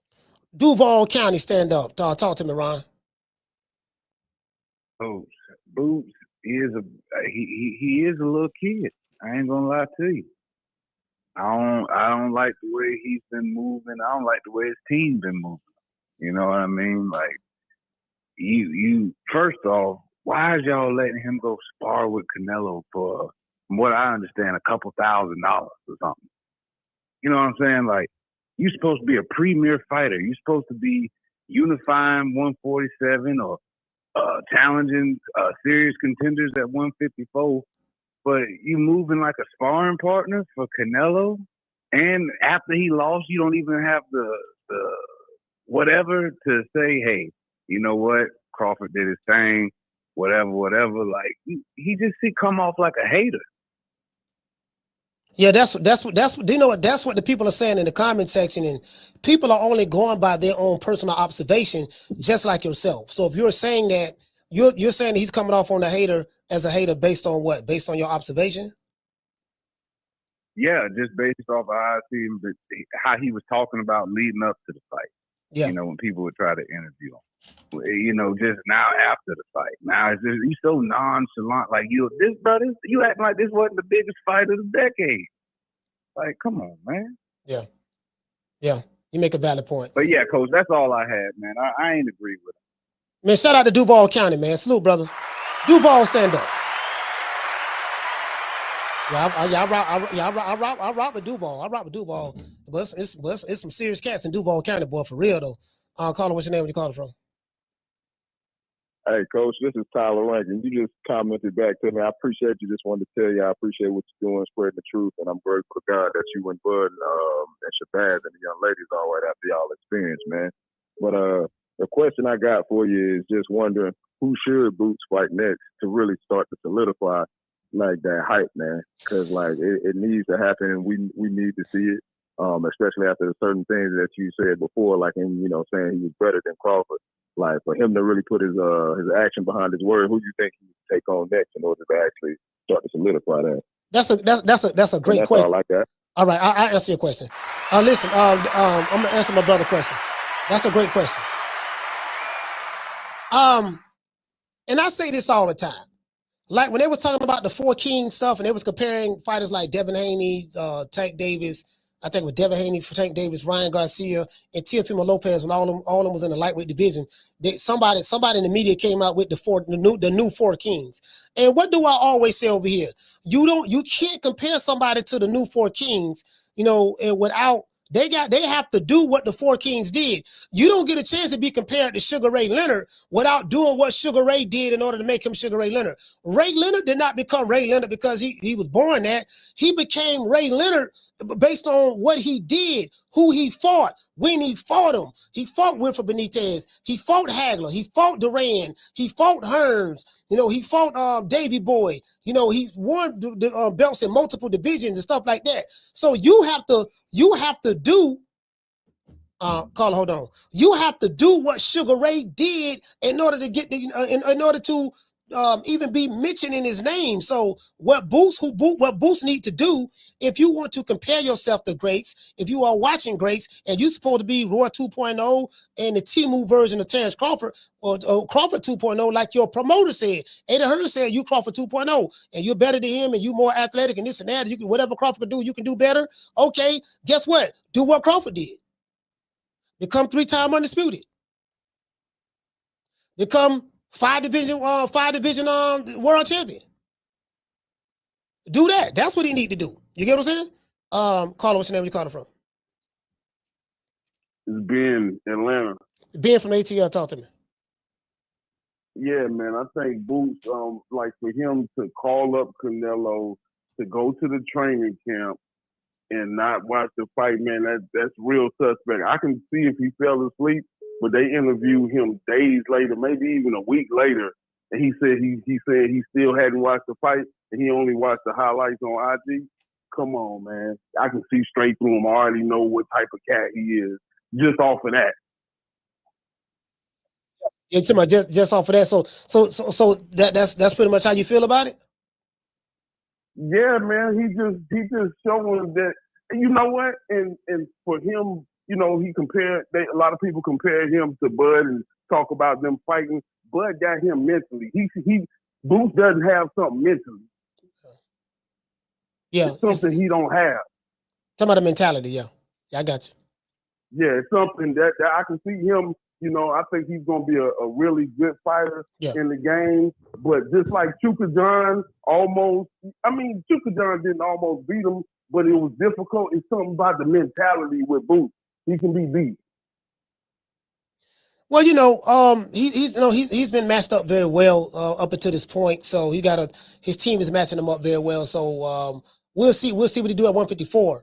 There's a lot of work to be done at 154. So we'll see if he is Crawford, if he's better than Crawford, he's Crawford 2.0 or Roy Jones 2.0.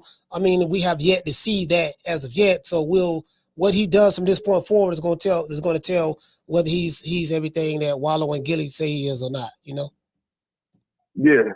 But that was a funny move, though. It was funny, though. Yes, sir. Well, shout out to Ben. ATL, stand up, brother. ATL, stand up. Yeah, man. Hello. I want y'all to hear what Bozy Ennis say. Now let's hear what Bozy had to say. Terence Crawford, decisive win over Canelo Alvarez. Right. One thing I noticed in the 11th and 12th round, seemed to hurt Canelo. Right. And it goes back to our interview a couple months back where you said Terence might stop it. That's what I said. What did you see? What did you see in that fight? What I saw in that fight? Yeah. Exactly what I said from the beginning. Terence boxing, use that jab, frustrated, and let him get frustrated, and he's going to keep on fouling you. When you hit him, he can't hit you, you get frustrated, and the fight is over. You know what I mean? And he won most every round. So if you want to give him 2 rounds, you can give Canelo 2 rounds. Now, hold on. Are we going to finish what Bozy said? Caller, what's your name? You calling from? Hey, Coach, it's Tony, Chicago. Tony, Chicago, talk to me. Yeah. Hey, Coach, anytime this situation with people like Tank and Boots, it had me thinking about that Mike 10 song. I think Hate in Your Eyes, when Mike 10 is moving around and people are turning, looking at him with envy and green eyes. It's it's a funny situation, especially for somebody like Boots, who should see Crawford as like a mentor and an inspiration. But, he just decided to go another way with it. It's surprising. One, they're not even peers. Like, they're not like the same age.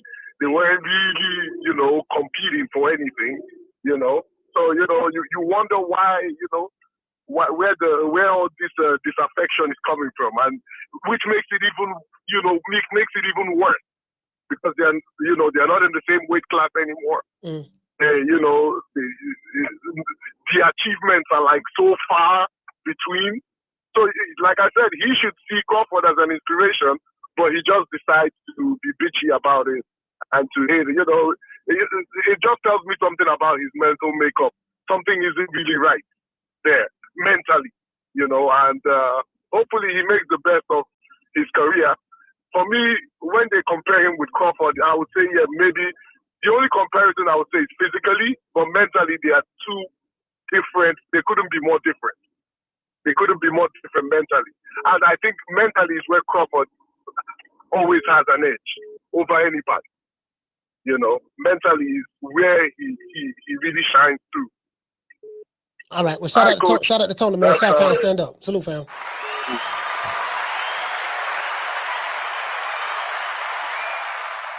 Who am I to argue with the people? It's the people. These are the people talking.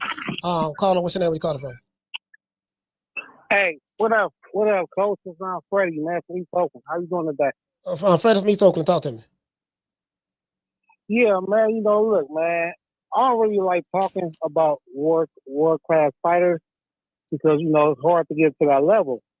But Boots looking like a real life hater right now, man. For real, like he just really like hating on Crawford, man. You know what I mean? And that's not a good look. You know what I mean? So man, I just hope he, whatever he got going on, man, I hope he get his feelings out the way. You know what I mean? That's all I gotta say, Coach. Man, shout out to Freddie, man. Deep East Oakland, stand up. Deep East Oakland. Bill Haney told me it was the difference. He said, you dig? I'm from Deep East Oakland. Hey, let's see what Bozy finished saying. Then we're gonna look at the comment section. This is YSM. Let's look at the comment section. Other than that, well, Terence is great, man. I told everybody they told me he can't beat him. I said, yes, he can. I told everybody that. Do you think he could have got the stoppage? I think he could have got the stoppage. He'll tell you that if he had to sit down a little bit more. But I tell you, Terence can fight and he can box. And he can fight. He'll fight this side. He take chances, man. You know what I mean? And that's how you be great, man. And he one of the greatest out there now. I think he's great. I think he's the best out there right now. Now you hear what Bozy Ennis said. This is Jaron Boots Ennis' father. This is his father. Let's continue. In that division. You know what I mean? What's left? For Terence? Yeah. If I was Terence, I would retire. That's what I would do. He did everything, man. He done everything, man. You know what I mean? He don't have any titles he don't want. All that stuff, you know what I mean? I think I'll go off on the sunset, man. You know what I mean? You don't need no more money. You know what I mean? All right, let's call him. What's your name? Where you calling from? Caller, what's your name? Where you calling from? All right. All right, caller when ready. Okay. Caller, what's your name? Where you calling from? Yes, my name is Willis Malone, and I'm calling from Newport News, Virginia. Willis Malone, talk to me, brother. Yeah. Yes, Teddy Atlas said that you have a dog, but he called Terence Crawford a junkyard dog. Yep. And Boots Ennis is being compared to Crawford. Crawford is not being compared to no Boots Ennis. And until he proved himself by getting that chin tested, then it ain't no comparison. So I don't even know, I think right now, with people having the right to talk, the platform to talk on, I think they're running their mouth too much and ain't doing enough fighting. Yeah. I mean, we'll see how it work out, but it's amazing because I call Crawford a junkyard dog as well. When you see him I'm telling you, bro. Like, bro, the man don't look like the man. Look like he got $2 in his pocket. When you look at him, you don't see somebody that's wealthy. You know, this dude got a lot of money, and I could share a conversation that I had with him when we was driving. Let's see when this was. Let's see. Friday. It was Friday night. It was early Saturday morning. Was it Friday night? Yeah, it was Friday night. Friday night. We was driving. I think we were driving to his house, and I was talking to him, and I said, "Man, you know what?" I say it's a lot of, we were talking about Amari Hardwick, the guy that played the character Ghost in Power, and I was telling Bud, I say, man, it's amazing, bro. Like, I got a chance to meet Amari Hardwick, and me and him spoke for like an hour, and I was like, bro, that dude, he don't act like a celebrity. He's famous, he's rich, but he don't act like a celebrity. He don't act all sedity and act like he better than everybody. And Bud said, yeah, he don't. He say, and I say, you remind me a lot of that. He said, yeah, I don't. He said, yeah, I don't act like I'm better than everybody. I say, yeah, he don't act like that. Like Bud treats the multimillionaire and the guy who don't have no money. He treat both of them the same. You get what I'm saying? And he dressed the way he dressed, man. Like, just the way he dressed and shit. Man, look like he raggedy. People talk about he don't know how to dress, but he don't. You get what I'm saying? Like, that's just who he is. But go ahead. And the thing of it is, though, he'll stay rich for a long time. Yeah. He don't blow his money. He ain't got to worry about going broke. Yeah, facts. Well, shout out to Willis Malone, Virginia, stand up.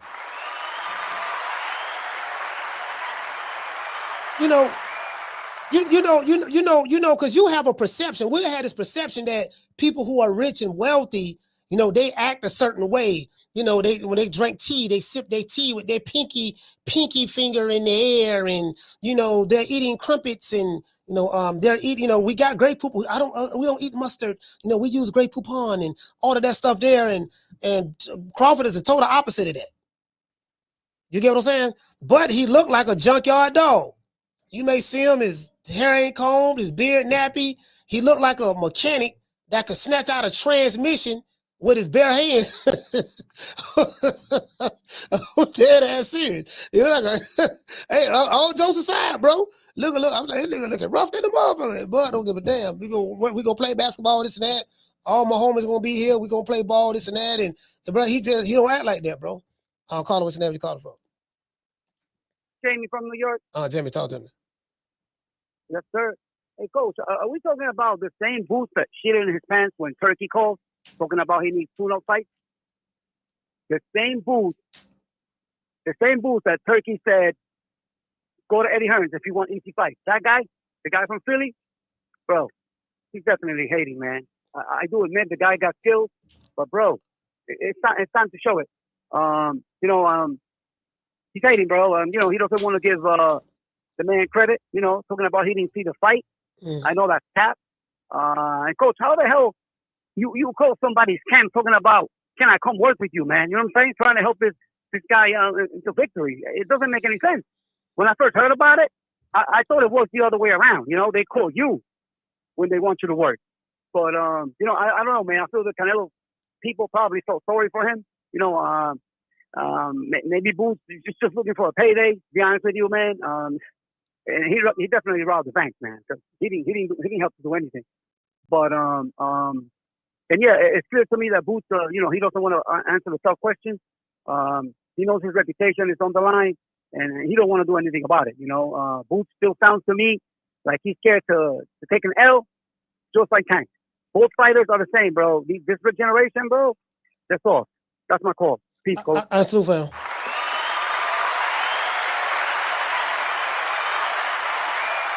All right, let's see what Bozy got to say. Retired undefeated Andre Ward, Floyd Mayweather. There you go. Retired undefeated. Don't worry about nobody else. He did what he's supposed to do. Finally made the money that he's supposed to make. He's one of the greatest there is. You know what I mean? People can talk about him all they want. You know what I mean? When he fought, what's that boy? The last fight, they thought he was going Madrimov. He talking about he lost. No, he didn't lose. He won. I feel like he beat Madrimov decisively. I don't know what people are talking Good about. little fight. You know what I mean? The boy's awkward. You know what I mean? Yeah. Sometimes it's difficult. You have fighters that make you look a little, you know what I mean, off a little bit, but he still won. Is that why you can't measure one fight to the next? Yeah. That's Because everybody's like, oh, well, look how he looked against Madrimov. But you can't Canelo's measure. gonna beat him. You can't measure it off that, man. Styles make fights. You know what I mean? It all depends on what style you have. You know what I mean? And he did what he's supposed to do. I think he's one of the greatest, man. Now, y'all heard what Bozy Ennis say. Let's continue. That victory, did that put him up there with the Floyds, the Ray Put him Leonards? right there with them all. You know what I mean? They told me he ain't fighting everybody. Nobody. He done fought whoever was in front of him, who was in that weight at that time, and he beat everybody. He's great. Simple as that. Now, you notice his answer. But this one, now hold on, guess what? Let's go. Matter of fact, I'm gonna say this video right here. Because something telling me this, something say this video. Because I know what they're gonna say. I'm gonna say this video right now. Where is the save button? I'm gonna say this right here. Save it right there on my research when I have to do some research. And I'm gonna email it to myself as well. Let's go to the comment section though. Let's go to the comment section because I like going to the comment section. See, I want y'all, that's where the meat and potatoes is at. The meat and potatoes is always in the comment section because the comment section don't lie. The comment section is how the people feels. You get what I'm saying? See, you can get mad at the content creator, but you can't get mad at the comment section. You get what I'm saying? Get mad at the comment section because the comment section is the people. That's what the people are saying. There's an overall consensus for the people, right? So let's go over here. Let's see what the comment section says. Bam. All right, let's go down. Blow this up so y'all can see it. Want to be very transparent. This guy says, Bozy is a smart man, respect. Oh, this is a lady right here, chick right here. This dude says, Bozy called it exactly how it went. Respect to Bozy, real assessment, and gave him his flowers. Now, this is a YS. Now, notice the comment section. Now, YSM have 3 videos. 1 with Bozy, 2 with Boots. Look at the comments under the Bozy video on the YSM and look at the comments on the Boots video on the YSM. I showed y'all what they said about Boots on YSM. Let's continue. This guy said, respect to Bozy, real assessment, gave him his flowers and spoke facts. This guy said, I love Bozy. He is one of the best minds in boxing. Very underrated. I wish him and his son all the success in the world. This guy right here says, respect to Bozy for giving the man his props. That's a real one right there. This person says, glad to hear that Bozy, who isn't about that bullshit, unlike you know who. This person right here says, now, respect Bozy honesty, for real, upstanding man. This person says Bozy has always been in Crawford's corner, but the hate came from Boots is total opposite. That's why I always had respect for Bozy. This is what people saying in the comment section. This guy said Bozy always been in Crawford's corner, but the hate coming from Boots is the total opposite. That's why I've always had respect for Bozy. This what this guy says. Y'all go to the YSM video. If you want to go to war with him, go to war with him.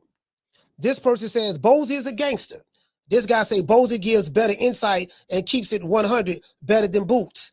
This guy says Bozy always keeps it real. This person says way more respectable than your hating ass son. Very respectable. This guy say, hey boy, he say, hey Bozy. He say, hey Bozy, it's all love. It's never wrong, and his predictions are always correct.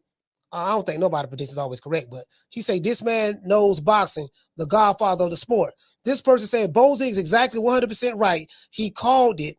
Have to give him his credit. Now, why do we have, question I have for y'all is this, phone line's open. Why do we have 2 different comments? Bozy Ennis is the father. Boots Ennis is the son. YSM is the YouTube channel. YSM interviewed Bozy, the father of Boots, and interviewed Boots, the son of Bozy. Why are the comment section under those videos are totally opposite of each other? What you say, Major League? He said why Boots fans ain't bashing Bozy. See, that's a great question. That's a great question. Shout out to C-Bus, dropping a $2 super chat. He said Bozy Ennis really praised Crawford on the YSM Sports. Yeah. Shout out to C-Bus again. He said Bozy Ennis. Okay, I read that one already. I think you said that twice. Shout out to Dante Comedy. Hey, okay. He said if a rematch occurs between Canelo and Crawford, Boots will be the last person on Canelo's mind.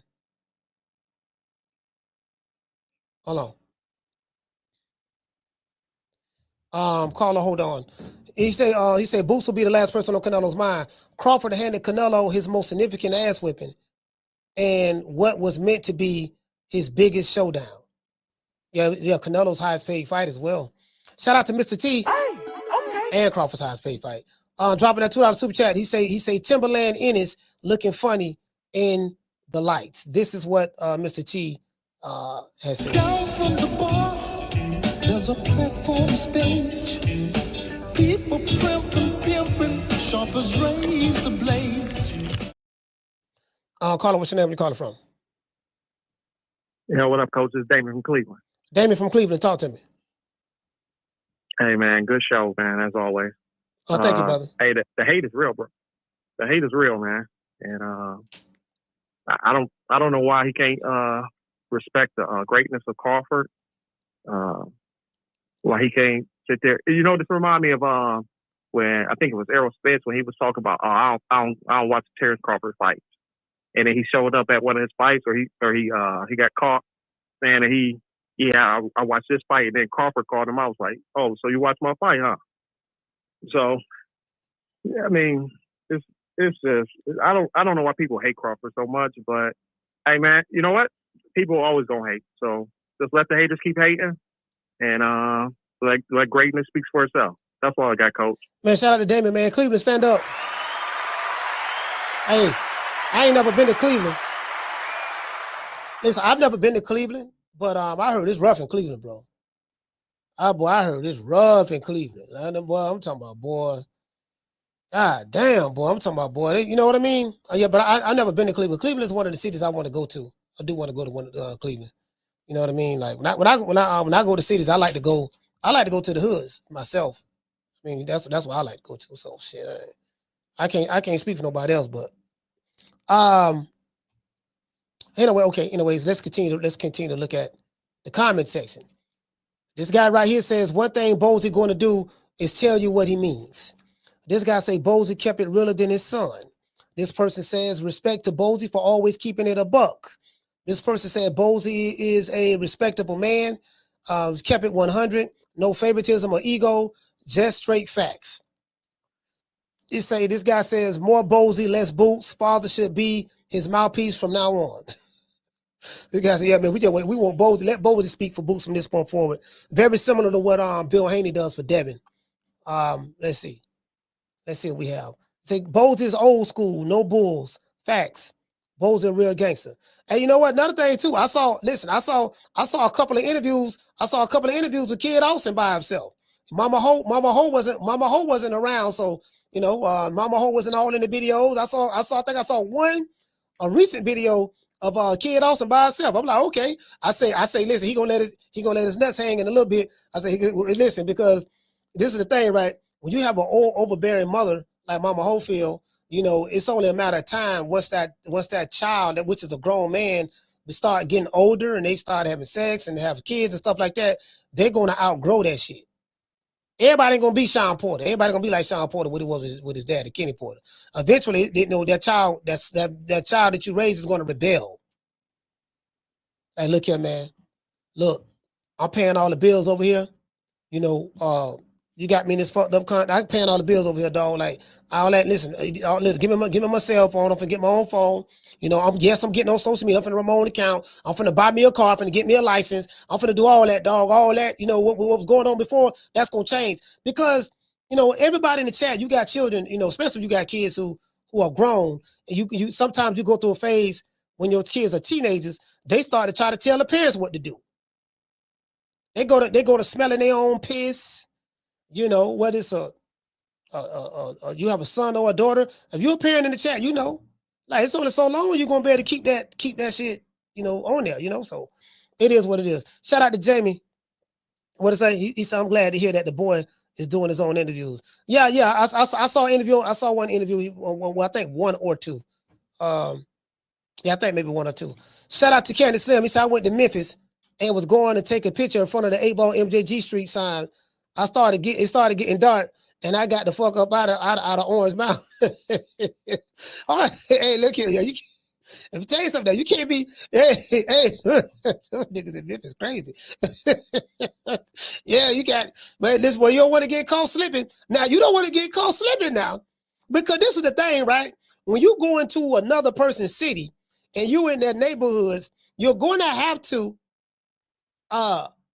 you got to know somebody there. You got to know somebody. You get what I'm saying? You can't go to, like, it's like somebody going to Puerto Rico or going to Cuba or going to New York or going to Chicago or going to Detroit or Philly and you there walking around the hood. Don't nobody know you. Man, who that nigga is, man? Motherfucker looking at you like food. So yeah, you gotta know how to maneuver. That's anywhere you go. You have to know how to maneuver in your own city. Not necessarily going to somebody else's city, in your own city. I want everybody in the chat, where you live at, whatever city you stay in, you know what I'm talking about. It's certain parts of town where you live at, you don't want to get caught at nighttime. Man, the sun going down. We got to get the fuck up out this motherfucker. True. Yeah. No, hold on, baby boy. You don't want to go over there at night. Don't go over there. They go to get wild over there. Then over here now, this one the po-po BS. You don't want to go over here neither. So you got to know how to maneuver. You got to map this shit out. You got to map this shit out, bro. You get what I'm saying? Because if you listen, I can tell you where to go, where not to go. If I'm in Miami, it's just certain spots I'm not gonna be at. I'm not gonna be there by myself. I'm not gonna be walking through Overtown by myself. You know what I mean? That ain't happening. I'm not gonna be walking through Liberty City by myself, or P. Ryan's or Ghouls or Opalaka by myself. You better know somebody. You get what I'm saying? You better know somebody. I don't care how tough you is, how bad you is, how big you is. Get caught slipping in your city in the wrong spot, because anybody can get it. True. And those are the facts. Shout out to Sean from the Heights. Hey, okay. Dropping that quarter of a bam dub on your boy. Hey, Leroy. Super chat received. Playtime's over, boy. He said that's why you check in. Checking in is different. Checking in is different, fam. Checking in is like you getting in contact with somebody for protection. Yeah, dog, I need protection.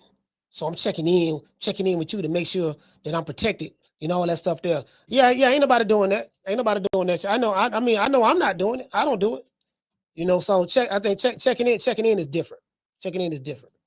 You know what I'm saying? So it is what it is. Down from the bar, there's a platform stage.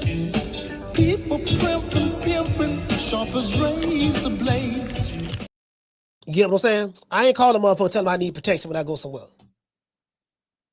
You know? And if somebody did that, that's what they do. I don't see nothing wrong with it myself, but I'm just saying me. I don't do it. But checking in is different. And what did say? Jason say everybody got Netflix. Brass Garage, what you say? Brass Garage say if it's a check-in, check me out. Okay. Let's see. Shout out to Master Goku is here. Oh, shout out to Eric Gomez. Eric Gomez is in the building. What's going on, fam? Eric Gomez is here. Shout out to Eric Gomez. Y'all know what time it is. Hey, check it out though. It is what it is. There's nothing that I can do. Sorry, I moved my camera. There's nothing that I can do other than just be patient. Let these boys keep talking that smack and me be who I am. Damn. Phone number falling. I mean, my bad. Look. Goddamn, Jamel Charlo had a mental breakdown. Hey man, did you see the fight? What fight? The fight with Canelo and Crawford. We must internalize the flatulation of the matter by transmitting the effervescence of the Indonesian proximity in order to further segregate, to preclude on the issue of world domination, would only circumcise the revelation that reflects the aphrodisiac symptoms which now perpetrates the Jerry Curls activation. Yeah, man, motherfucker be perpetrating the Jerry Curls activation, this and that. And this is what I always say on this channel, bro. And this is why we got these commandments. I say, fam, you can't claim fame. See, there's a saying in this city, right? It's old school, but you can't claim fame off another man's name. A lot of these people, some of these fighters today, they want to be compared to greats who are retired and that are currently fighting, but yet they don't want to put the work in that those guys put in order to become great. It's like working on the job, right? You got, let's say you're the supervisor on the job and you got somebody that sweep the floors or wash the dishes or, they're working at the front desk or whatever. They want your position. They want the notoriety, the fame, or the monetary value, or they want what I'm trying to say. They want the accolades that your position carry, but they don't want to do what you did in order to get in that position. Because in order to do what you did to get in that position, it's very difficult. And if it was easy, everybody would be doing it. That's why there's only one guy in the 4-belt era that's 3-time undisputed in 3 different weight divisions that moved up 3 weight classes within a 2-year span and did what most people said he wouldn't be able to do. Do you get what I'm saying? So coming off a layoff, 13-month layoff, coming off shoulder surgery, almost 40, 38 years old, they say chinny, that's what they say, and ain't fought nobody. So if it was that easy, everybody would be doing it. If it was that easy. So that's the thing. See, it's real easy to, it's kind of hard to diminish that. It's kind of hard to diminish that, man. Listen, everybody ain't doing that shit. Because you got somebody like our young brother Devontae Tank Davis. So Devontae Tank Davis letting it be known, man. I don't want the pressures of being great and all that shit there. And I respect Tank's honesty. And this is why when the Tank Davis fan come over here, I always play this video. Me, the fans, we feeling like you not getting the best fights you supposed to. But we know Tank can fight anybody. Why is that? For me, we want to see you fight Lomachenko. We want to see you fight Devin Haney, Teofimo Lopez, motherfucking all the top who they say is the 4 horsemen and they anywhere around your weight class. We want to see it happen. When we gonna see it happen? I'm not sure. I ain't got That's nothing to do. That was real shit. That's some real shit. I don't know. That's like, how many times you don't went in there and said, I want these niggas, man? to be honest, I ain't never said it.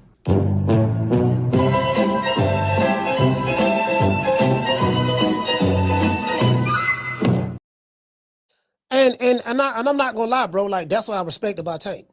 Now I don't like his man fans and some of the male group of YouTube channels. I don't like none of the male group of YouTube channels. The male group of YouTube channel, I don't like them at all. I don't. But what I respect about Tank, I said he was honest right there.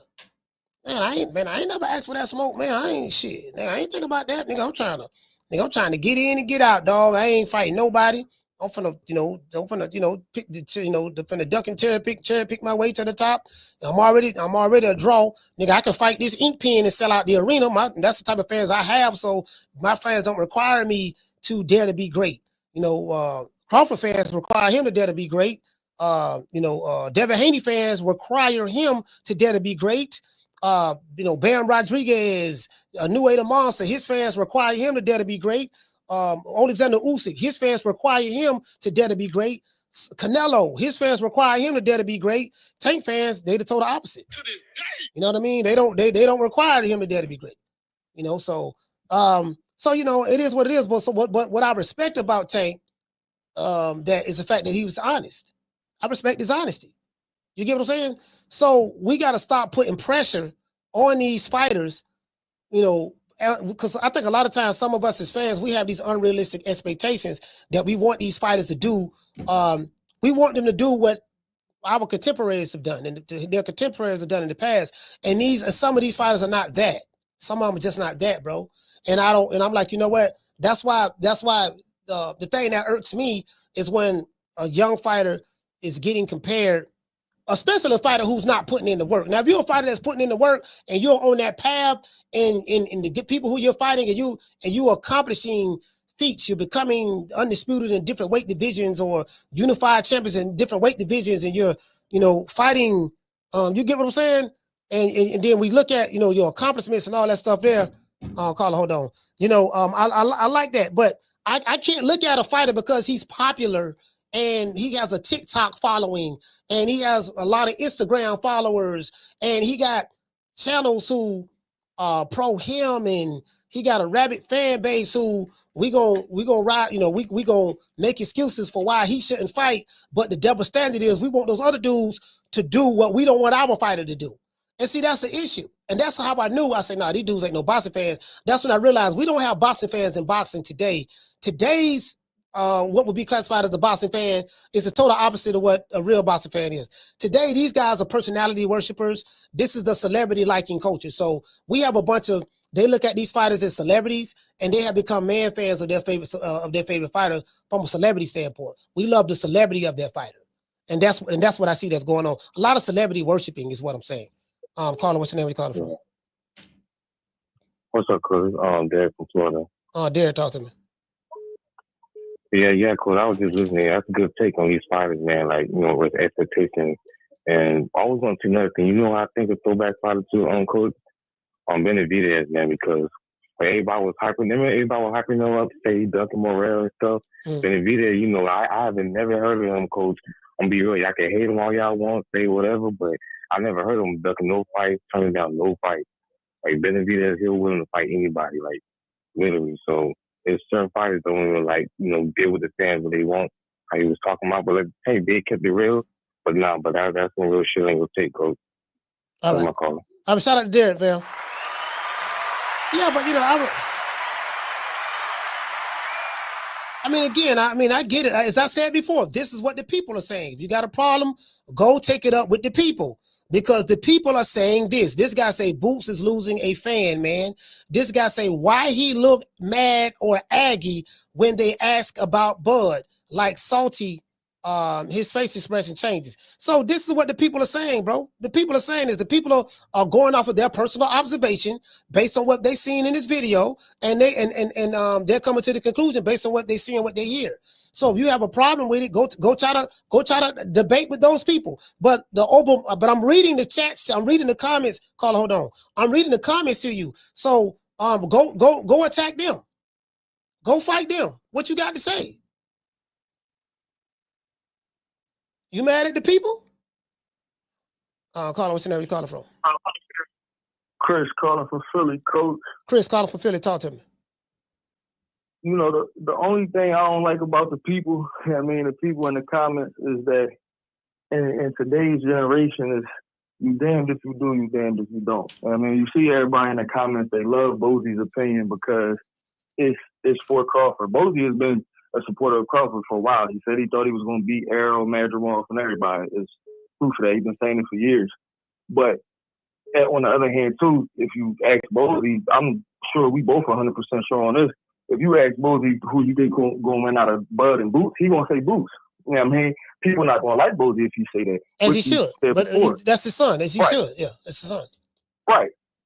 Yeah, not just him being his son, Bozy got boxing knowledge. He still, understand boxing. So it's not even just coming from a father perspective. It's coming from a perspective of knowing the game. Yeah, I think it's coming from more perspective. That's his, that's his son. Because the only way you can believe it, but the only way he's going to know unless they really get in the ring and actually fight each other. But he's always going to show loyalty to his son as he should, just like you would. You're going to show loyalty to your son no matter what. So that's what I see he's doing, to be fair, in that situation.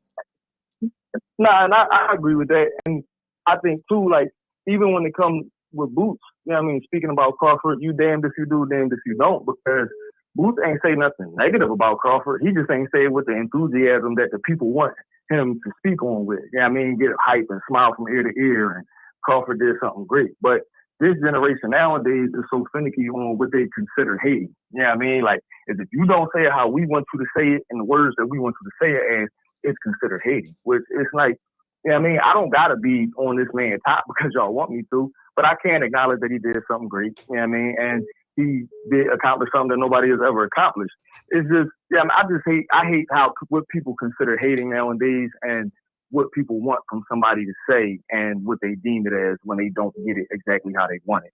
You know what I mean? But, you know, that's the thing. Like, I just really called to say that. Like, Bozy has always been a supporter of Crawford. You know what I mean? He said plenty of times he thinks Crawford will beat, like I said, Errol and Madrimov and even Canelo. But, you know what I mean? We gotta just be careful on what we necessarily consider hating, because it's just like nobody is hating. They just not giving y'all exactly what y'all want. Well, that's your opinion. Just like the people who feel that Boots is hating, that's their opinion. So you have a right to your opinion. They have a right to their opinion. So basically, in this situation, y'all can agree to just disagree. But I respect your opinion, Chris. I appreciate you. My last thing, Coach. Go ahead. My fault. I didn't mean to cut you off. But yeah, you got kids, Coach? Yeah, I have 5. So like, my dad raised me, right? My dad was in my life every day since I was born. I show that I'm my father's son in my morals and how I carry myself when I'm out in the world by myself. That's how I show like what my father taught me. But as a man, I know for a fact I'm not going to agree with everything that my dad say or say everything that my dad says, because I am my own man. So people saying like, Boots, oh, you need to be like your partner, like, yeah, that's just not realistic, man. Like, come on now. You everybody's their own man. If you your real own man, you're gonna think what you want to think when it comes to having an opinion. Yeah, I mean, that's not how you show you your father's son just because you agree with him with everything he say. I'm sure your kids, they have their own mind, even though they show out into the world what you taught them is instilled in them. People confuse the two, in my opinion. All right, you're right. You're right. That's your opinion. Thank you so much, Chris. I appreciate you calling. Chris is entitled to his opinion. Chris is entitled to his opinion, but the people have spoken. You know what I mean? So Chris represents the people. That's how he feel. I disagree. I agree with what he's saying to a degree, but as it relates to the Boots situation, I disagree. So we just agree to disagree. That's all. But I mean, it is what it is. I mean, it's really not a big deal. I mean, it is what it is. People going by what they observe. Carla, what's your name? Where you calling from? Hey, Coach, what's up, man? They're Free Smoke calling from Atlanta, Georgia, man. Free Smoke from Atlanta. Do you have him on the Bluetooth, brother? Yeah, I got you on the Bluetooth. I'll take y'all. Yeah. Hey, hear me, Coach? Yeah, you sound better. Yeah, man. Yeah, I mean, for the answer your question, man, Boots is a fucking hater, bro. I don't care what nobody say, bro. Because had Canelo whooped Crawford, that energy would have been different. Then, number one, you sat there and lied to my team, watch the fight. Man, it's the biggest fight of the motherfucking century, and you ain't watch the fight? You ain't stay your country ass up and watch the fight, man. I ain't going for that bullshit. He a straight up hater, dog. That shit written all over his face, man. He looked like he was goddamn like a bitter ass baby mama, man. Like he had done goddamn lost some big money on that shit. I don't care nothing about the bullshit. I don't care nothing about the fuck shit. This ain't no, I'm Brian because I'm with Brian Norman shit. None of that. Nigga, that's whole shit. That's dyke ass, pump push ass shit, Coach. And you know it is, dog. Like, we ain't going for that shit, bro. Hell no, dog. Crawford will step on Boots ass just like he did Canelo. He'll stop Boots, though. He almost stopped Canelo. Jeez. Country ass shit, man. I ain't going for that bullshit, Coach, man. Come on, man. You already know that, dog. The listener know it. Motherfucker calling it, this society, they got something to say about hate. Nigga, it is motherfucking hate. Nigga gonna call a spade, nigga. Tell me you talking about. That's my call, Coach, man. I'm sick of these bulldag ass. Hey, Coach, I am sick of these bulldag ass boxing fans, man. Right here doing this fan to man dick pulling shit, man. That shit ain't player. Yes, sir. Yes, sir. That's my call, Coach.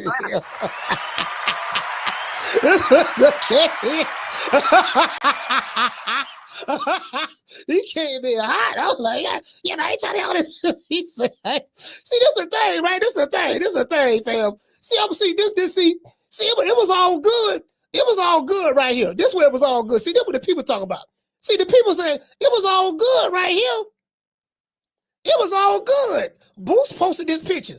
Him and Nello, you know what I mean? And Spar, he cheesing from ear to ear right here. It was all good right here. No, hold on, wait, I gotta show you. Yeah, it was all good right here. This is what the people talk about. Smiling, cheesing, posting pictures. Now, hold on. You hugging this guy. You reached out to him to train with him so he can beat Crawford. And you trying to tell me you didn't watch the fight of the guy that you helped train to beat him?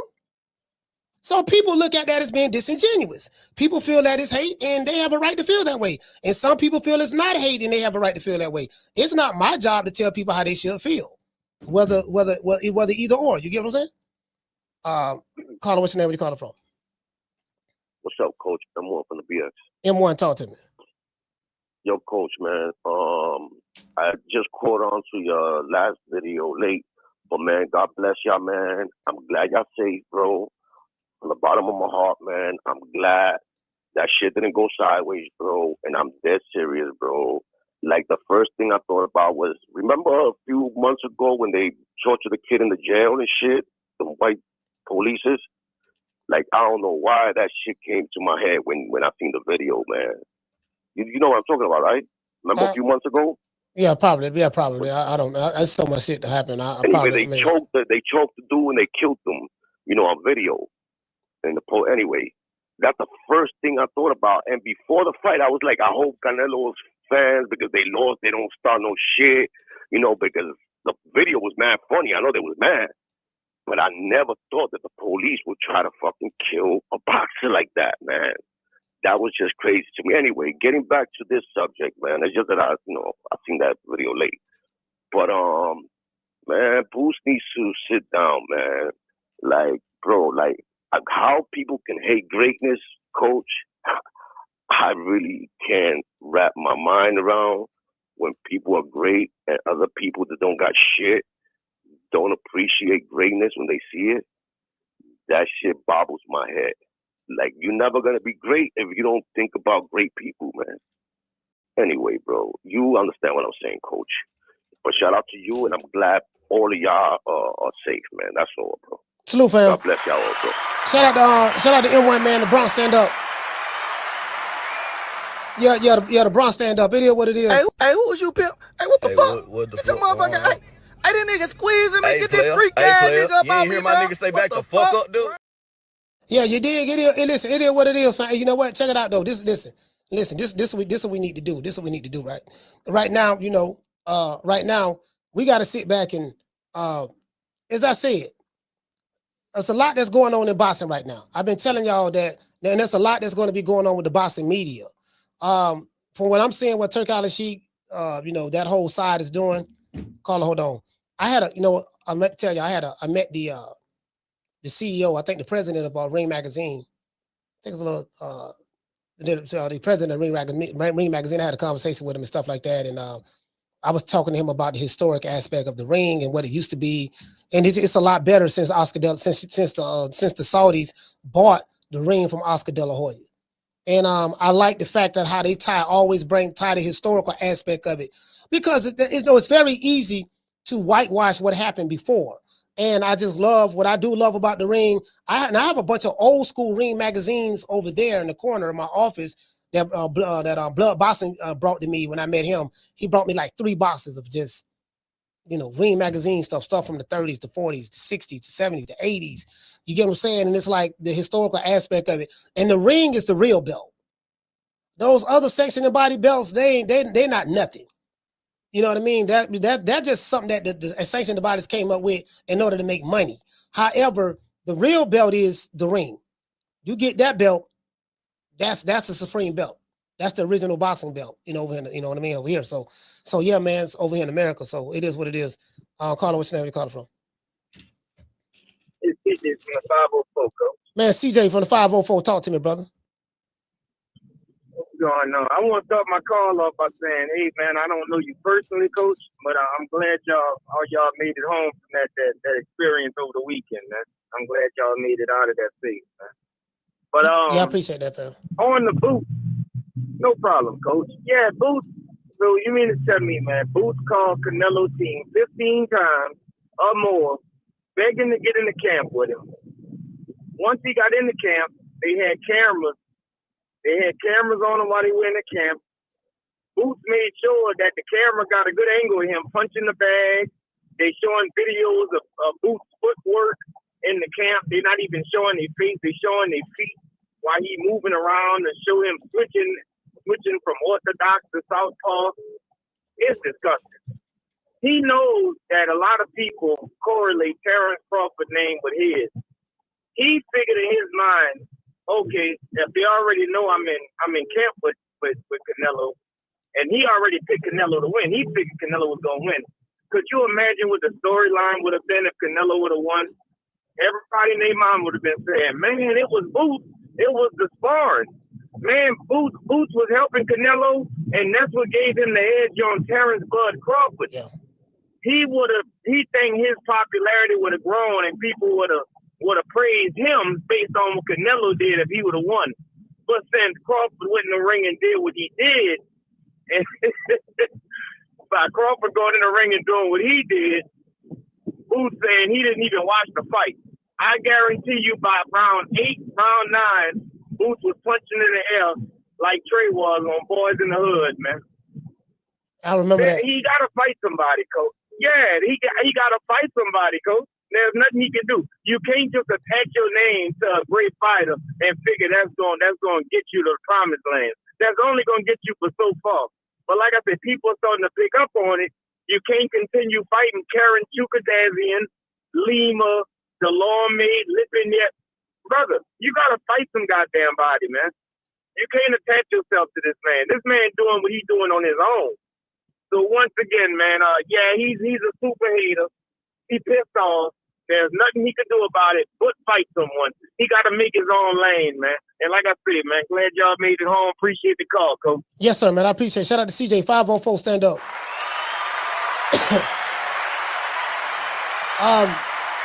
See, that's the thing, right?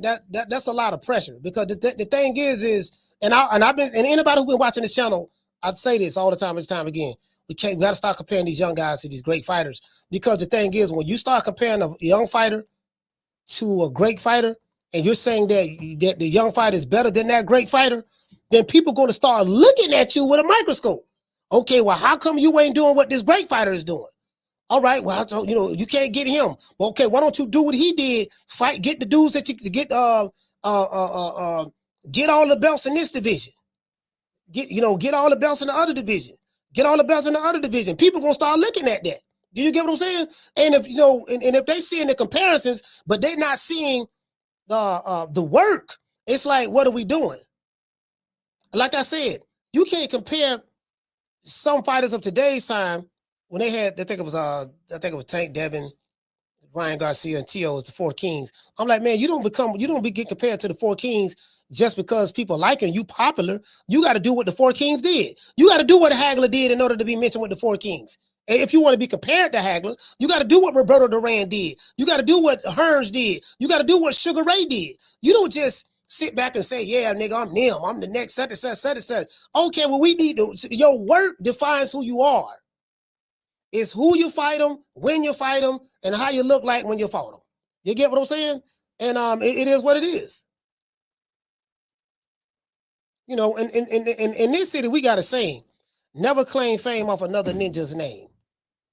I can't claim fame off of your name. Carla, hold on. Because Sugar Ray Leonard's name was built off of his work ethic, off of his fights, off of who he beat and when he beat him and when he fought him. Sugar Ray Robinson, same thing. Henry Armstrong, same thing. Willie Pep, same thing. Ali, same thing. Lord have mercy, Ali. Woo, bro. The 70s version of Ali wasn't really in his prime anymore, not in the 70s. But look who he fought, bro. This man was fighting monsters, literally. Caller, what's your name? Where you calling from? What's up, Coach? This is Daniel from Detroit. Damon, talk to me. Yeah, man. I think Boots was a little disingenuous I'm starting to agree with Debo Dev. They say everything, but let's fight, man. He done went to Canelo camp, helped him out. Now he ain't. I heard Boots say this before. Like, I don't really watch boxing. Well, how the fuck you be boxing? Like, I be lost with these guys. It looks like a lot of these young dudes is searching for our identity, and it's like Bozy conversation be totally different when the camera on. Boots say the opposite of what Bozy say the opposite of what he say. I just think Boots suffering from identity. Before he became a contender, man, he was fighting 3-4 times a year. Ever since he's been a contender, he might have had 3-4 fights. So I don't know, man. He ain't proven because he ain't really fought nobody, but it's like this hype job shit is out of control, man. Like, why is we even considering him to be something greater than a contender when he haven't fought nobody? He fought one dude, and they saying Stanley Otis was that one dude. I can't see it. He didn't pass the eye test to me. He looked slow. He just didn't look like he should have been in a championship fight. And the same thing with his greatest bout against Raymond Villa. He beat I forgot who the dude beat, but that's who Boots was supposed to originally fight. Villa wound up beating him, and that's how he got that fight. But I think Boots just haven't really fought no real competition, man. Not where we could really judge who he is. So, yeah, man, I think Boots. Yeah, hey man, your phone when it went out. Your phone went out, damn man. It's a lot of. Oh, my bad. Can you hear me? Yeah, I can hear you now. Yeah, if his father said, well, Terence Crawford, the greatest fighter of our era, and Boots saying he watched the fight, shit just sound like he looking for an identity, and we put him in a bad position with all this Canelo and Bud shit. He ain't ready for it. I don't think he's ready for the spotlight. Every time y'all put the camera on him, he say the dumbest shit and make himself look stupider, man. All right, well, listen, shout out to Damon, man. Detroit, stand up.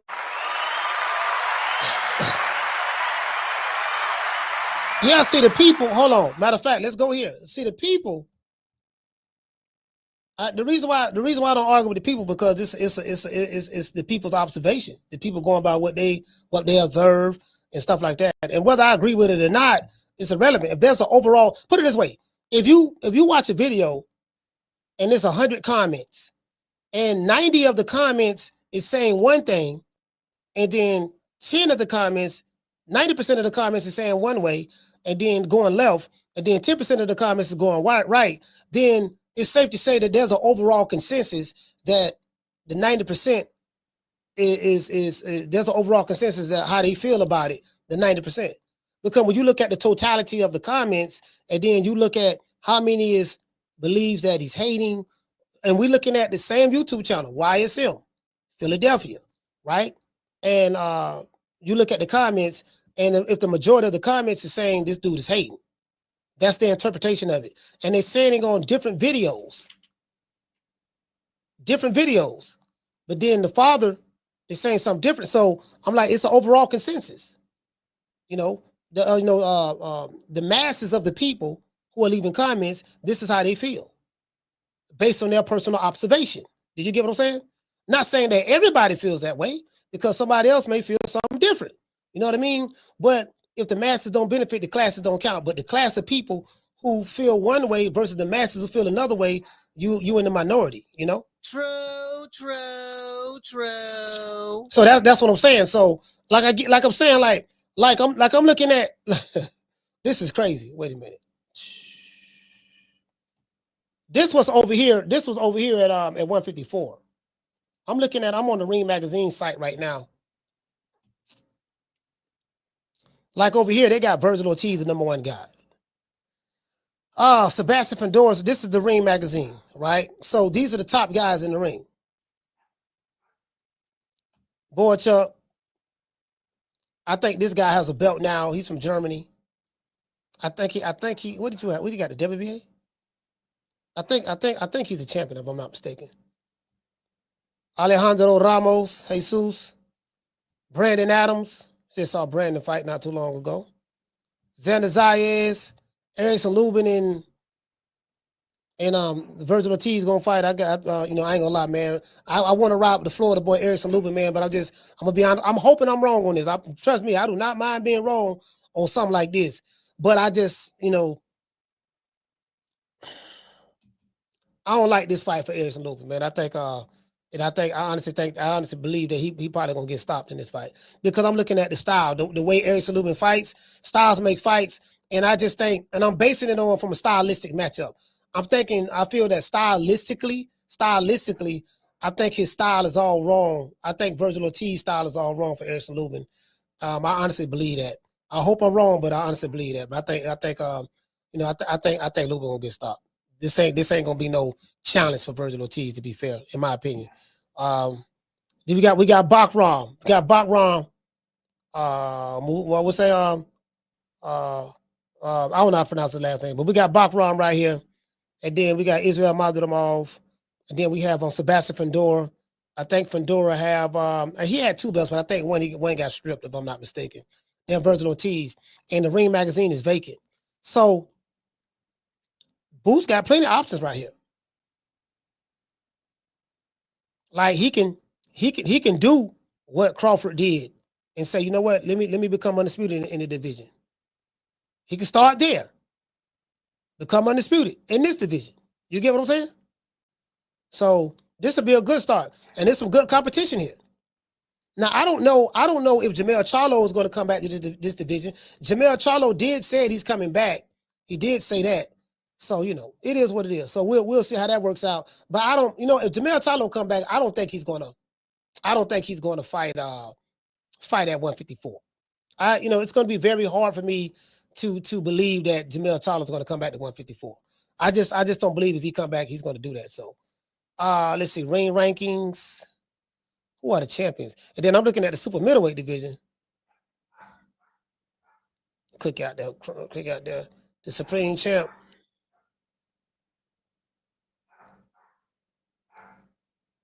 You got Hamza Shiraz. You know what? I got the Terence Crawford video dropping as well. I did some editing yesterday. I'm gonna do a little bit more editing. I'm trying to see, because I'm thinking about releasing it. I'm thinking about sending it to Fight Hype. Thinking about sending that interview to Fight Hype. I'm gonna get in contact with my main man Ron Goodall and see what he said. I'm thinking about sending it to them. Send that. I got the Crawford interview. The Crawford interview is basically the interview we did prior to going to the Steelhouse Lounge. It's the interview that we did prior to getting pulled by the police.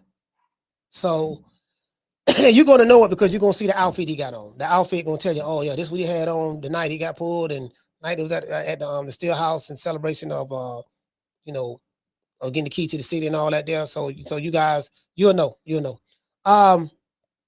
Shout out to what you say, Tyrell. You say 54 is tough. Yeah, 54 is a tough division. 54 is a tough division. Shout out to Major League. Dropping that $2 super chat. He said, what you say, fam? You say Boots cap coach. He was watching the fight with Bozy. Shout out to Sean from the Heights. Dropping that quarter of a dub. He said, how Boots needs 2 tune-up fights at 54, but would have fought Bud with no tune-up. That is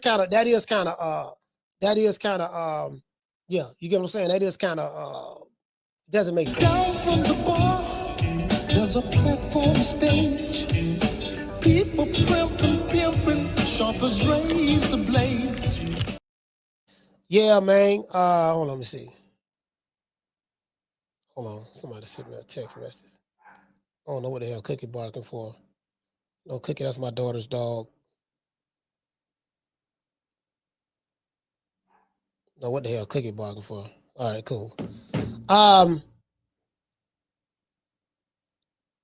Yeah, man, it is what it is. Hey, hold on. Shout out to Sean from the Heights. I got to read that super chat. I'm sitting there looking at shout out to Sean from the Heights. Okay. Oh no, I already read that. About the 2 super chats, y'all read. About the 2 tune-ups, y'all read that. Yeah, so there's a lot of work that can be done with the younger fighters. And because I mean Canelo, you got fighters like Canelo, he ain't gonna be fighting long. Crawford ain't gonna be fighting long. Alexander Usyk not gonna be fighting long. The Tyson Furies and stuff. The old heads, me personally, I'm waiting for all these old cats to get out of the way. I'm waiting for Canelo to retire, Crawford to retire, Usyk to retire, Tyson Fury, just all of these guys, all of the older fighters to get out of the way. The Caleb Plant been around a long time. The Charlos been around 17, 18 years. You know, these people who've been fighting that long in the game, you know, because you want to, you know, because I'm anxious to see the younger fighters carry the mantle. Okay, bam. Okay, it's your turn now. What you gonna do? Are you gonna claim your stake in the history of in boxing history by doing the things that are making the fights? And guess what? The fights are easy to make now with Turki Al-Sheikh. The fights are easy to make now with Turki Al-Sheikh. Literally. Hey, shout out to Keith. Keith, what's going on, fam? What did he say? He say, Coach, you got gators where you live, and the little dogs better check. You better check. No. Cookie in the house. Cookie in the house, yeah. Yeah, I can't, man. Something happened to that dog, man. My daughter killed me, bro. Yeah, something happened. Well, you might as well say it's my dog, but she don't really take care of it. So it's her dog, but you get what I'm saying? No, these kids, they don't want to get their dog no bath. They don't want to do nothing. You know what I mean? So it is what it is. Hey, shout out to Superman. He say, what you say? You say that's why we use the smooth word disingenuous. This ain't what you say? This ain't so good. Flip flops. Oh, flip flops. Yeah. Did you get what I'm saying? Hey, shout out to Tila. Man, shout out to Tila, man. Yeah, man. Shout out to Tila. But you get what I'm saying? Tila, what you gotta do, you're gonna have to put the work in, you're gonna have to do where you gotta do what those guys did. I just don't believe in another thing too. I told y'all we gotta retire. This is what we gotta retire. These are the words we gotta retire. We gotta retire the eye test shit. Cause I got cataracts. He passed the eye test. No, man. See, Sugar Ray Leonard didn't pass no eye test. Sugar Ray Leonard passed the whooping niggas ass test. Sugar Ray Leonard wanted to fight the top guys, no issue. You get what I'm saying? Sugar Ray wanted that smoke. Hearns wanted that smoke. Hagler wanted that smoke. You get what I'm saying? And hold on. Wait a second. I'm trying to find what the sister name. She say there's levels to this. We gotta retire that too. We gotta retire the word levels, and we gotta retire the eye test. I'm tired of this here, right? The undisputed eye test champion. I'm tired of the eye test. I'm tired of levels. Every time they go to talk about somebody levels above somebody, they get their ass whipped. You get what I'm saying? Y'all remember the see, that's what I'm talking about right here. These niggas he do. Y'all talking that shit, boy. Nigga, I'm talking about, you get what I'm saying? Like, you listen, if you want to be compared to the four kings, here go two of the four kings right here. Here go two on right here, throwing hands. Here go two on right there, throwing hands. Right there. This was the war right here. It only lasted 3 rounds though. Look at Hagler. Hagler stalking the chicken on Tommy. He heard him. He heard Hagler right there. Tommy Hearns heard Hagler right there. Nigga Hagler, but Hagler still. Ooh, Lord have mercy. The hitman. See, if your fighter ain't doing this, if he ain't in the ring with the top guy trying to take his head, ooh, Lord have mercy, boy, Lord have mercy. The hitman. Ooh, Lord, Hagler caught that left hook. But Jerry Curl juice flying everywhere. Jerry Curl juice flying everywhere, fam. Sugar, you know what I mean? Yeah, man. Jerry Curl juice flying everywhere, man.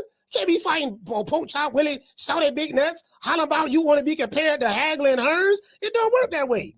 Carter, what's your name? Where you calling from? It's calling from Oklahoma. Carl from Oklahoma, talk to me. Can you turn the TV down in the background? I'm hearing it. Yeah. I was calling to talk about that Bud thing, man. You know they try and got to make an example out of the nigga. They have to. You know what I'm saying? So that's why I've been watching Bud since Bud had braids in his head. His first fight when he punched nigga head off. They use us as an example, bro, to say, nigga, all y'all niggas better stay in line and don't do nothing stupid. But that's all I had to say, Coach. All right, salute, fam, man. Shout out to Carl. Oklahoma, stand up. See my main man. See my main man over there. I see Jaleel Hackett over there. You know what I'm talking about? Like, again, like, listen, bro, we gotta see. That's all I'm saying. Like, again, you can't be telling me the worst thing you could do to me, and I tell people this all the time. The worst thing you could do is come to me and cry to me and tell me about how great your fighter is. Because once you tell me how great he is, I'm gonna look at him under the spotlight that you painted for him. I'm gonna look at him under the spotlight that you painted for him. And don't be comparing them to Ali. Don't be comparing them to Sugar Ray, no Robinson or Leonard. Don't be comparing them to, the Hearns, Hagler, James Toney, Roy Jones, because you got to do what Hagler, Hearns, and Roy Jones did. You got to do what Ray Leonard and Hearns did. You got to do what they did, bro, because they didn't become that because of their names. They became that because of their work ethic. You judge a man by his works. That's how you know who a man is. If you see a guy working on a car at a shop, you know he's a mechanic. If you see a man in a hospital performing an operation, you know he's a doctor. If you see a person at a restaurant managing all of the workers, you know he's a manager of a restaurant. If you see a person on the track field participating in a race, you know he's a sprinter or a runner, or you get what I'm saying? So you judge a person by their works. If you telling me he a killer, how do I know Godzilla's a killer? Because Godzilla fight other monsters. Godzilla proved that he's the king of the monsters because he beat all the bad ones. You get what I'm saying? So that's the thing. Like, if you tell me your fighter, and I say this time and time again on this show, if you tell me your fighter is He-Man, he better be fighting Skeletor.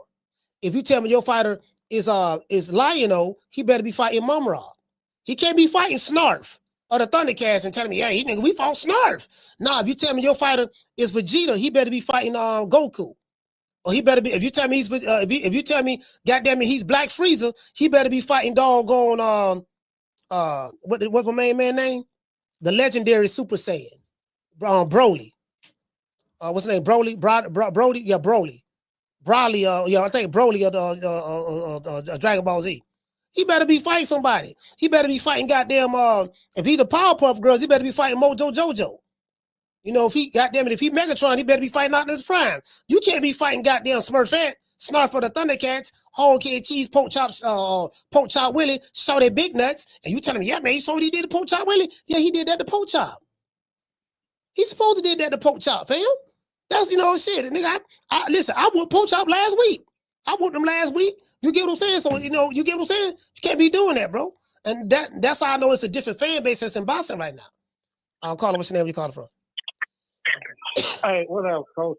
This Freddie again from Oakland. Freddie 2 times. Hey, yeah, what's up? Hey, I want to talk about Tank. I was a real big Tank fan, though, man. But like the moves he making right now, like he don't want to fight that rematch with Roach. He looking like he's scared. You feel me? I mean, that's for the real person to see. I know he's trying to chase the bag. But come on now, man. Come on now, fight Roach, man. You feel me? I mean, that's how you get your respect. You know what I mean? Then, far as Boots, he gonna be okay, man. You feel me? He gonna be okay, man. He gonna stop hate for a minute. Boots will stop that bullshit though. But that's all I gotta say, because I'll highlight you tomorrow, man. All right, salute, fam.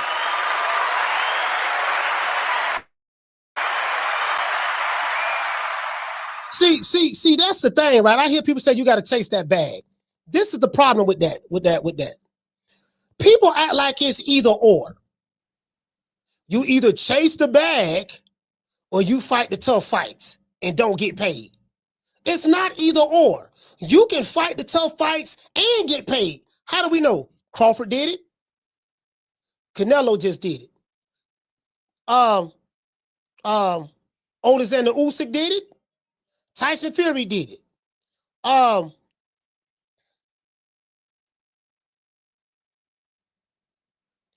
it, hold on. Errol Spence did it. Him and Crawford did it. So my thing is, it's not either or.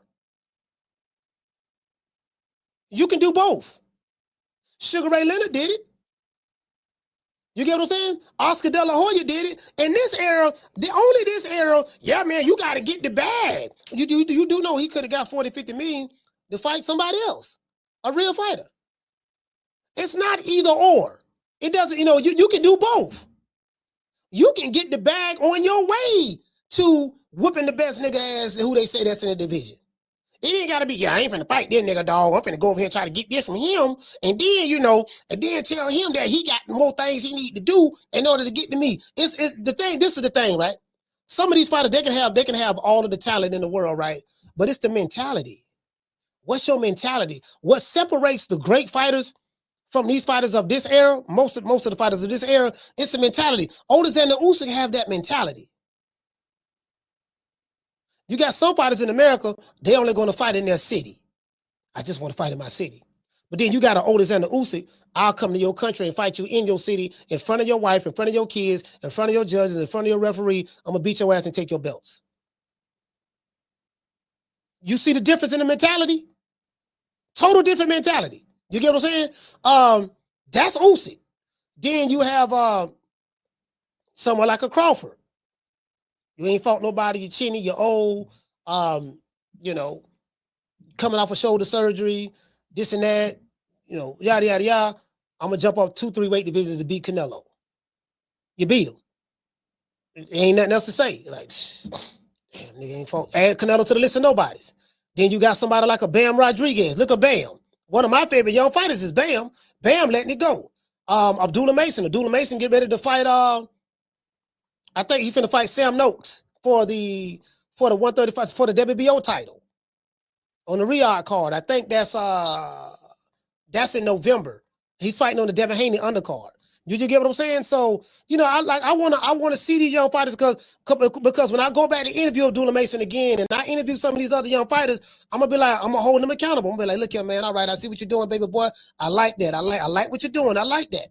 You get what I'm saying? So that's the thing. That's why I said we can't be putting these pressure on a lot of these fighters because they can't really handle that pressure like that. They want the accolades without putting in the work. And the only way to get the accolades, you got to get the work. The accolades come from the work.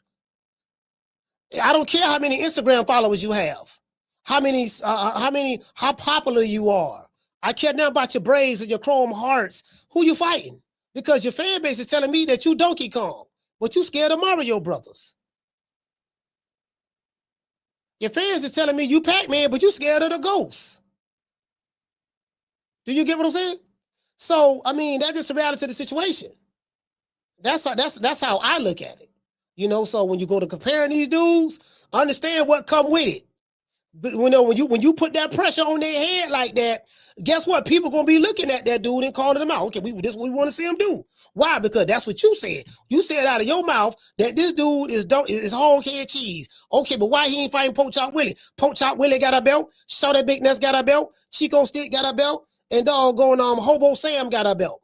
You can't be talking about, yeah, man, Poach Chop Willie, he ain't did enough. Whole head cheese ain't fought nobody. Show that Big Nuts, he ain't ready yet. And Hobo Sam don't bring nothing to the table. But see, I'm finna go fight Snarf. I'm finna go fight Smurfette and Papa Smurf. I'm gonna fight Gargamel, Azriel. Let's see. I'm gonna fight the Care Bears, Rainbow Bright. And then I'm gonna compare myself to Hagler, Sugar Ray, Leonard. I'm gonna compare myself to Canelo. I'm gonna compare myself to Usyk. I'm gonna compare myself to all these guys. But the people who I'm fighting versus who you fighting is totally different. It don't add up. True.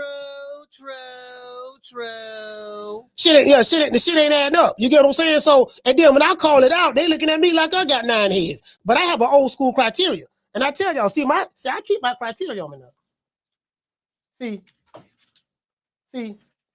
these dudes ain't got I have a boxing criteria. My boxing criteria is this. I wrote this 4 years ago. Boxing criteria. Level of competition. How many top 10 fighters have you fought? Did you dominate the weight division? Meaning if you stayed in the weight division for a long time like Hagler, he dominated the middleweight division. He fought everybody who came his way, right? How many top 10 fighters have you fought? If you stayed there for a while, you're going to fight all the top 10 fighters. What was the level of competition who you fought? Did you fight Mojo Jojo? What about Shawty Big Nuts? Hog Head Cheese? So you ain't fight Godzilla? Nope. You ain't fight Megatron? Nope. You ain't fight Optimus Prime? Nope. No, but I fought the Care Bears. The Care Bears can get it. Rainbow Bright, I caught them slipping the other day. So if that's what you're doing, that ain't going to work. If you stayed there for a long time, did you dominate the division? How many career-defining fights have you had? And did you fight the best in the division? That's my boxing criteria. I have 5. And what I noticed, a lot of these guys who are in boxing today online, even the YouTube channels, they don't have a boxing criteria. Now, some of these dudes are starting to adopt what I say over here, but they don't have a boxing criteria. You know, it's about popularity, swag, how you dress, what kind of purse you wearing, is your fingernails and toenails painted? We got nice veneers, you know. You get what I'm saying? You have beautiful cornrows. I like the way your hair is getting braided. That's some nice grease that the braider put in between your scalp, in between braids. You get what I'm saying? It's everything. It's all about cloud and all that stuff there. And this is the type of fans that we have online today. And it gotta get back to boxing, dog. Let's give everybody a round of applause.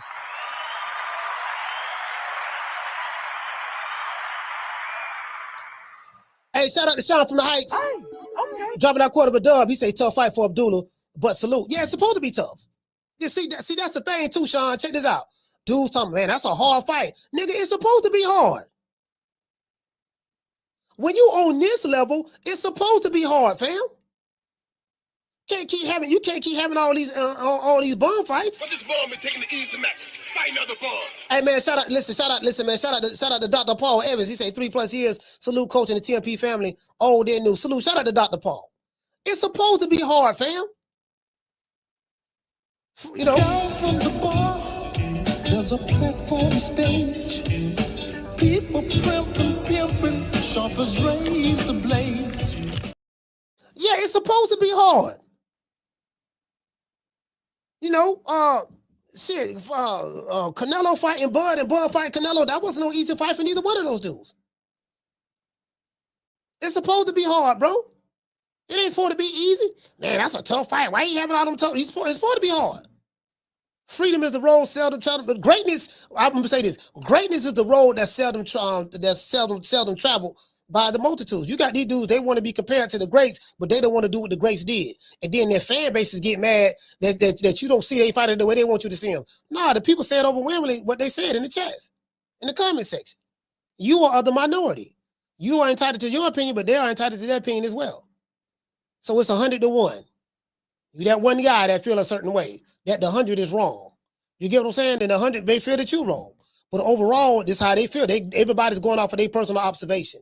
That's just the reality of the situation. You dig? I plead the fifth. I plead the fifth. 5, 1, 2, 3, 4, 5. Anything you say, 5. Go ahead, ask me a question. Did you? 5. Yeah, that's just the reality of the situation, fam. I mean, that's just the way I see it. You know, so I mean, you know, I'm anxious. I'm ready for these old guys to get out the way because I want to see what the young dudes got. You know what I mean? Because as long as the old guys here, then it's always gonna be a whole bunch of cap from the younger guys. Now, okay, no, dog, you gotta actively pursue. You gotta actively do what Sugar Ray did. You have to actively do what Hagler did. You gotta actively do what Roberto Duran and Hearns did. You have to actively do what James Lights Out Tony did. You have to actively do what Bernard Hopkins did. You have to actively do what Floyd Mayweather did. Like, you get what I'm saying? Like, you don't like we're not just gonna give you greatness. You gotta earn that shit. Yeah, you look good in sparring. You look good in sparring. You know, I ain't gonna lie. You probably one of the best sparring partners I ever seen in life. But I want to see what you do under the bright lights. I want to see what you do in Vegas, in hostile territory. We seen a guy from Omaha, Nebraska, go into the Lion's Den, fight one of the greatest fighters of all time, in Saul Canelo Alvarez, in Las Vegas, better known as Little Mexico, in front of 70,000 plus fans. Overwhelmingly majority got Mexican flags. El Chapo was out there. The feds let him out. El Chapo was out there. The Sinaloa cartel was out there. Everybody was out there. You don't, and guess what? And you coming out there with a mariachi band and all the guitar, and we saw that dude against all odds, you know, do something that a good majority of people didn't think he can do. I had question marks about.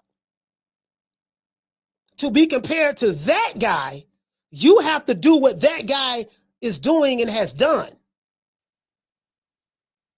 You don't automatically get the crown for being better than the guy when you haven't done 1/10 of what he's done from an accomplishment standpoint. That's why I said we got to start comparing these dudes to these great fighters. Because when they don't live up to the hype, then those same fans will turn on them. Man, that nigga ain't doing none of that. I said, yeah, but you said you hyping, y'all hyping the dude up. It don't work that way. It is what it is. Let me give a shout out to all of the cash appers. Shout out to Dr. Paul, Sean from the Heights, Major League, Mr. T, Dante Comedy, C-Bus, Jamal Cooper, my main man, Mr. Tomato Can. And listen, man, shout out to Jamal. What's my main man name? Jamal Chalo. I'm sorry? 160 is my weight division. I want to unify. I want to get Golovkin in the ring. I want to bring him to Houston. You know what I'm saying? I want to get Canelo out here to Houston. If they really to come down to 160, this is my weight division. Shout out to Gavin. My bad. Shout out to Gavin. Salute to you, fam. Okay. Let's see. Shout out to Mr. Blastic. Okay. Mr. T. And hold on, we got a sponsor as well. We got to give a shout out to our sponsor on the Cash Apps. We had sponsors on the Cash Apps. Let's see, where we at? And shout out to our sponsor, Luis. I'm not gonna say his last name, but shout out to our sponsor, Luis. Salute to you, fam. Let's give our super chatters and Cash Appers a round of applause.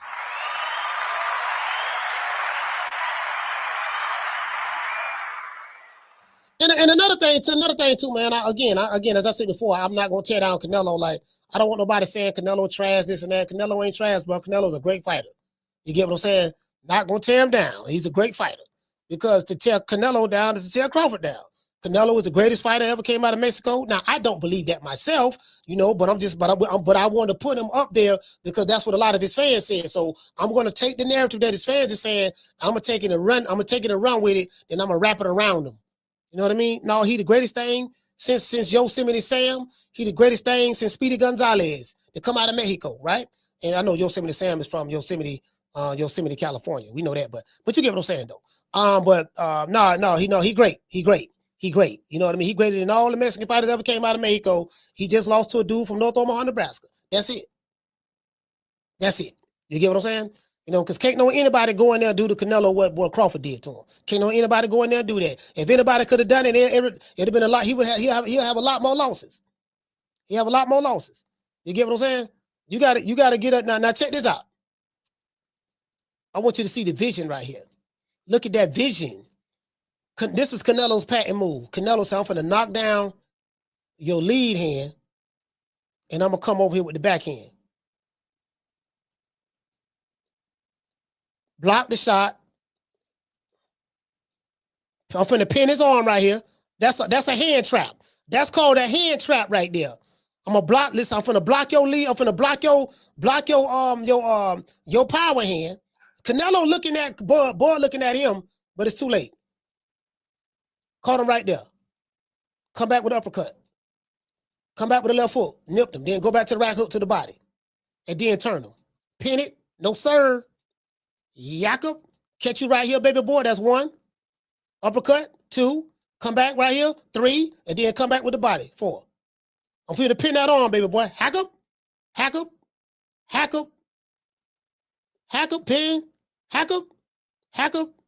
Jakob. Jakob. Go to the body. And then turn him.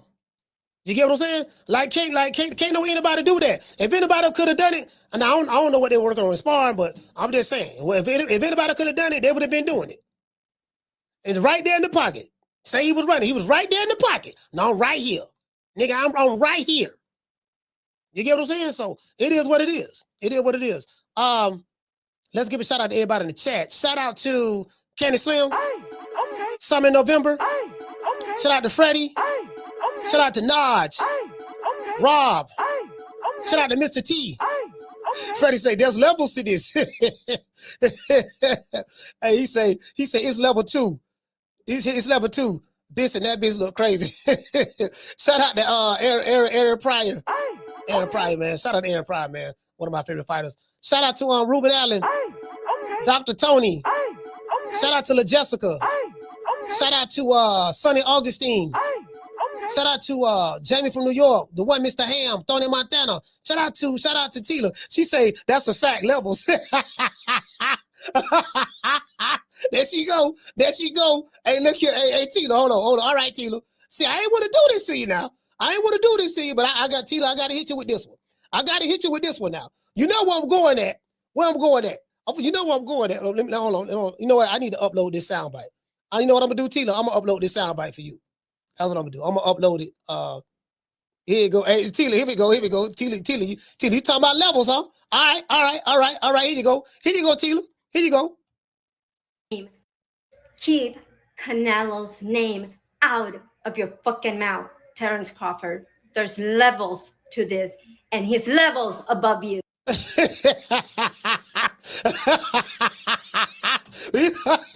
Levels. There's levels to this. There's levels. Hey, I had to hit you with that one. Hey, I had to hit you with that one. Now, you talking about levels, huh? You talking about levels, huh? You talking about levels. All right, okay, all right, levels. All right. Shout out to Tila. Hey, shout out to Daniel. Hey, shout out to Dr. Paul. Keith's Bulldogs. Candy Slim. Shout out to the Godfather of Boston. Let's see, Jamie from New York. Shout out to Mr. Tomato Can. Hey, I ain't gonna lie. That shit funny. Hey, you know what get me? The Edgar Berlanga, man. You know what, fam? I miss Edgar Berlanga, dog. All jokes aside, I miss Edgar Berlanga, fam. Like, I be clowning him and shit, but I like Edgar Berlanga. I ain't gonna lie. I like him. You know what I mean? I seen him at the Pro Box event. I like Edgar Berlanga. Edgar Berlanga funny, bro. Edgar Berlanga funny. I like Edgar Berlanga. I'm gonna support Edgar Berlanga. I'm gonna do that. The Puerto Rican assassin, dog. He gonna bounce back. We just gotta get him back on that tomato can diet. We don't need Edgar Berlanga fighting no more killers. Edgar, no more killers now. We saw what Hummus and Shiraz did to you. It is what it is. Shout out to the 10 of the PYTs and the Snow Bunnies. See your eyes shine, she's my snow bunny, please. In the winter lights, she's my sweet dust of cream. Talk to my nose, this lover's got is so raw. Make you goose, stepping out of control. Turn it up, it's me against the light. Snow bunny, moving on the bar. Everything's so right, got that smooth, so feel. No, that's next to the law. With my snow bunny love. See your eyes shine, she's my snow bunny, please. In the winter lights, she's my sweet dust of cream. Talk to my nose, this lover's got is so raw. Make you goose, stepping out of control. Turn it up, it's me against the light. Snow bunny, moving on the bar. Everything's so right, got that smooth, so feel. No, that's next to the law. With my snow bunny love. See your eyes shine, she's my snow bunny, please. In the winter lights, she's my sweet dust of cream. Talk to my nose, this lover's got is so raw. Make you goose, stepping out of control. Turn it up, it's me against the light. Snow bunny, moving on the bar. Everything's so right, got that smooth, so feel. No, that's next to the law. With my snow bunny love. See your eyes shine, she's my snow bunny, please. In the winter lights, she's my sweet dust of cream. Talk to my nose, this lover's got is so raw. Make you goose, stepping out of control.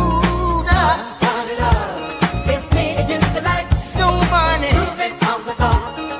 Everything's so right, got that smooth, so feel. No, that's next to the law. With my snow bunny love. See your eyes shine, she's my snow bunny, please. In the winter lights, she's my sweet dust of cream. Talk to my nose, this lover's got is so raw. Make you goose, stepping out of control. Turn it up, it's me against the light. Snow bunny, moving on the bar. Everything's so right, got that smooth, so feel. No, that's next to the law. With my snow bunny love. Hey, shout out to Dr. Tony. He said, Coach, the show sponsorship was Dr. Alley.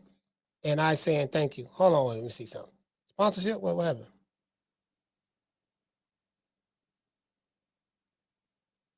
Hold on. What you mean? Sponsorship. He say, coach, the show sponsorship was Dr. Alley and saying thank you. Okay. Oh, I get what you're saying. Okay. All right, for sure. Shout out to Dr. Tony, man. He said the show sponsorship was Dr. Alley. All right, Dr. Alley. Today's show was sponsored by Dr. Alley. Salute. Shout out to Dr. Alley. Hey, good looking out on Tony. Thank you, Tony, for letting me know that. I didn't know that. Let's give a shout out to everybody. Shout out to Dr. Tony and Dr. Alley. Cobain Too Greedy Live. That 90s chick. Sheila. Lisa Bells. Shout out to Daniel Agnew. Look here, man. Y'all are gonna be talking about the Puerto Rican assassin, dog. Y'all listen. I'm a cap for Edgar Berlanga. I'm a cap for him. You know, I don't like nobody talk about my dog.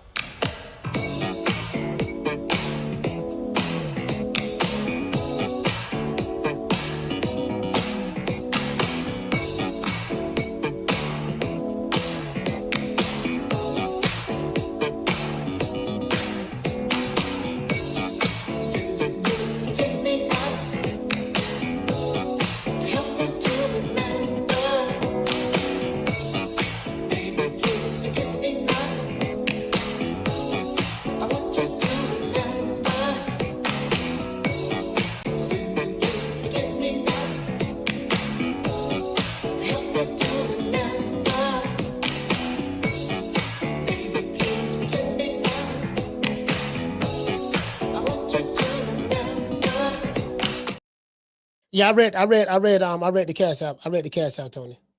I read the cash app on the sponsorship. You probably wasn't here when I read it, but salute to you, fam. Hey man, shout out to Harlow Davis. Shout out to Lisa Bells. Shout out to Miss Connie. Shout out to Sheila from Houston. Sheila from Cali. Shout out to Mika Lovem. That 90s chick. Shout out to Naj. Shout out to Flex BX. Shout out to Flex, man. BK stand up. Daniel Agnew. Shout out to Trey. Shout out to the boys over there in North Omaha, Nebraska. Shout out to Jacksonville, Duval County, Dade County, Broward County, Hillsborough County. Shout out to the boys over there in Houston, Dallas, Texas.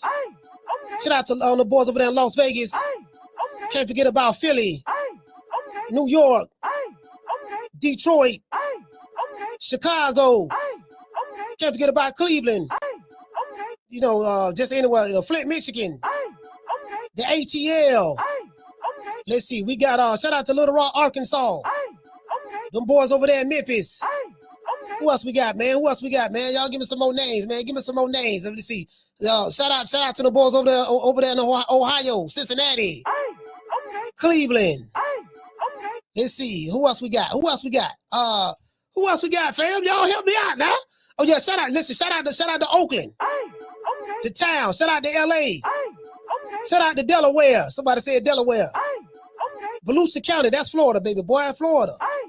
Yeah, man, Volusia County. Shout out to the Bronx. The Boogie Down.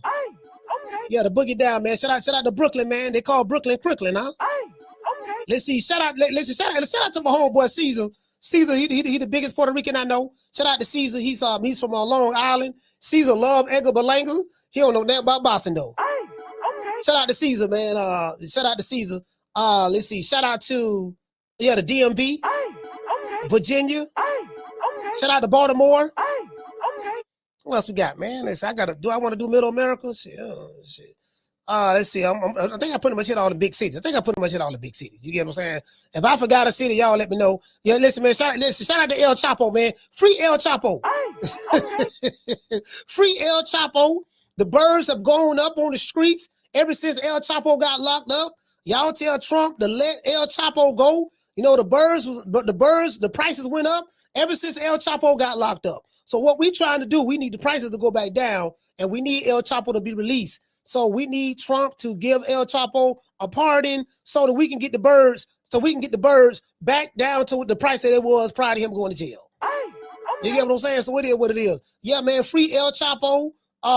R.I.P. to Asada Shakur. I read her book, Asada Shakur. R.I.P. to her, man. I was, mess up situation that she was in for years. If you talk to the United States government, they say she's a criminal and a murderer. I don't take anything that the United States government has to say. I don't believe nothing the United States government say. So they lie and do stuff. So R.I.P. to Asad Shakur and shout out to Cuba for allowing her to live the rest of her days without turning her over to the American authorities. Too bad she wasn't able to live in the country anymore, but it is what it is. R.I.P. to her. And I catch you guys on the next one. Oh no, did we do no, we didn't do this yet.